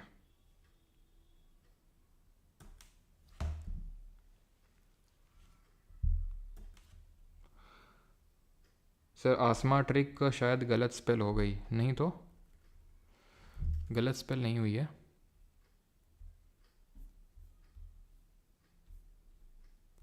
NAM, okay okay okay okay, नहीं नहीं सही तो है। NAMAASMAGK, ठीक है सही है, कोई दिक्कत नहीं है, ठीक है सही है वो। Can I join the batch now या हाइफा नूरा? बिल्कुल आप ज्वाइन कर सकते हो। आंध्रा की भैया यूनिवर्सिटी अंकित जी, और अरुणाचल की यूनिवर्सिटी नहीं है। कुछ स्पेशल राइट मिले उनको। हाँ, नींद आ रही। मेरा मैसेज मत देखिएगा बस। लैंग्वेज बेस पर स्टेट नहीं बनेंगे पर लिंग्विस्टिक बेसिस पर बनेंगे, डिफरेंस नहीं। अरे भैया आकृति जी, लैंग्वेज का मतलब ही लिंग्विस्टिक होता है। फजल अली ने बोला था कि लिंग्विस्टिक स्टेट बेसिस पे स्टेट बन सकते हैं, लेकिन वन लैंग्वेज वन। अच्छा ठीक है, मैं समझ गया। तो ऐसे आपको पूछना चाहिए था, हम आपका डाउट समझ गया पूरी तरह से, आप क्या पूछना चाहते हो। फजल अली में कुछ लोगों को हो सकता है ये डाउट आया हो, है ना। फजल अली कहाँ गए, फजल अली कहाँ गए, ये रहे फजल अली। इन्होंने ये बोला था कि ठीक है भाषा के आधार पे बनवा लो राज्य को, कोई दिक्कत नहीं है, लेकिन लेकिन लेकिन क्या, लेकिन ये कि अगर हर एक लैंग्वेज के लिए हर एक राज्य बनाने लग गए तो भारत इतने राज्यों में विभाजित हो जाएगा जिसकी कोई सीमा नहीं है। मतलब एक काइंड ऑफ वही है कि तुम अपने मम्मी पापा से पूछे मम्मी पापा पार्टी में चले जाएं, बोला चले जाओ, लेकिन ध्यान रखना रोज़ रोज़ का पार्टी पार्टी नहीं चलेगा, नहीं तुम बर्बाद हो जाओगे। समझे अभी कि जाने तो दिया तुम्हें, लेकिन बहुत ज़्यादा जाने से मना किया। तो क्रिएट करने तो दिया, लेकिन हर एक लैंग्वेज के लिए हर एक स्टेट वो मना किया। क्या समझे। ऑलराइट, थैंक यू एंड धन्यवाद। मिलते हैं परसों, नहीं सैटरडे को मिलेंगे, कल परसों नेटो रहेगा। Thank you. Dhanbad Manav available हो जाएगी नेक रोटेशन। थैंक यू याद दिलाने के लिए।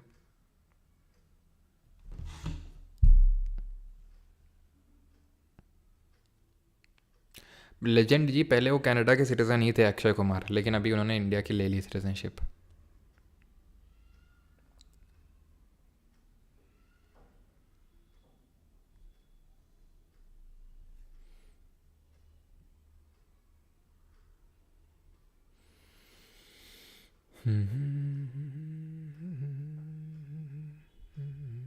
क्या चीज़, okay okay okay okay okay, मैंने 24 जैन की जगह वहाँ पे 26 जैन की जगह 24 जैन लिख दिया आई थिंक।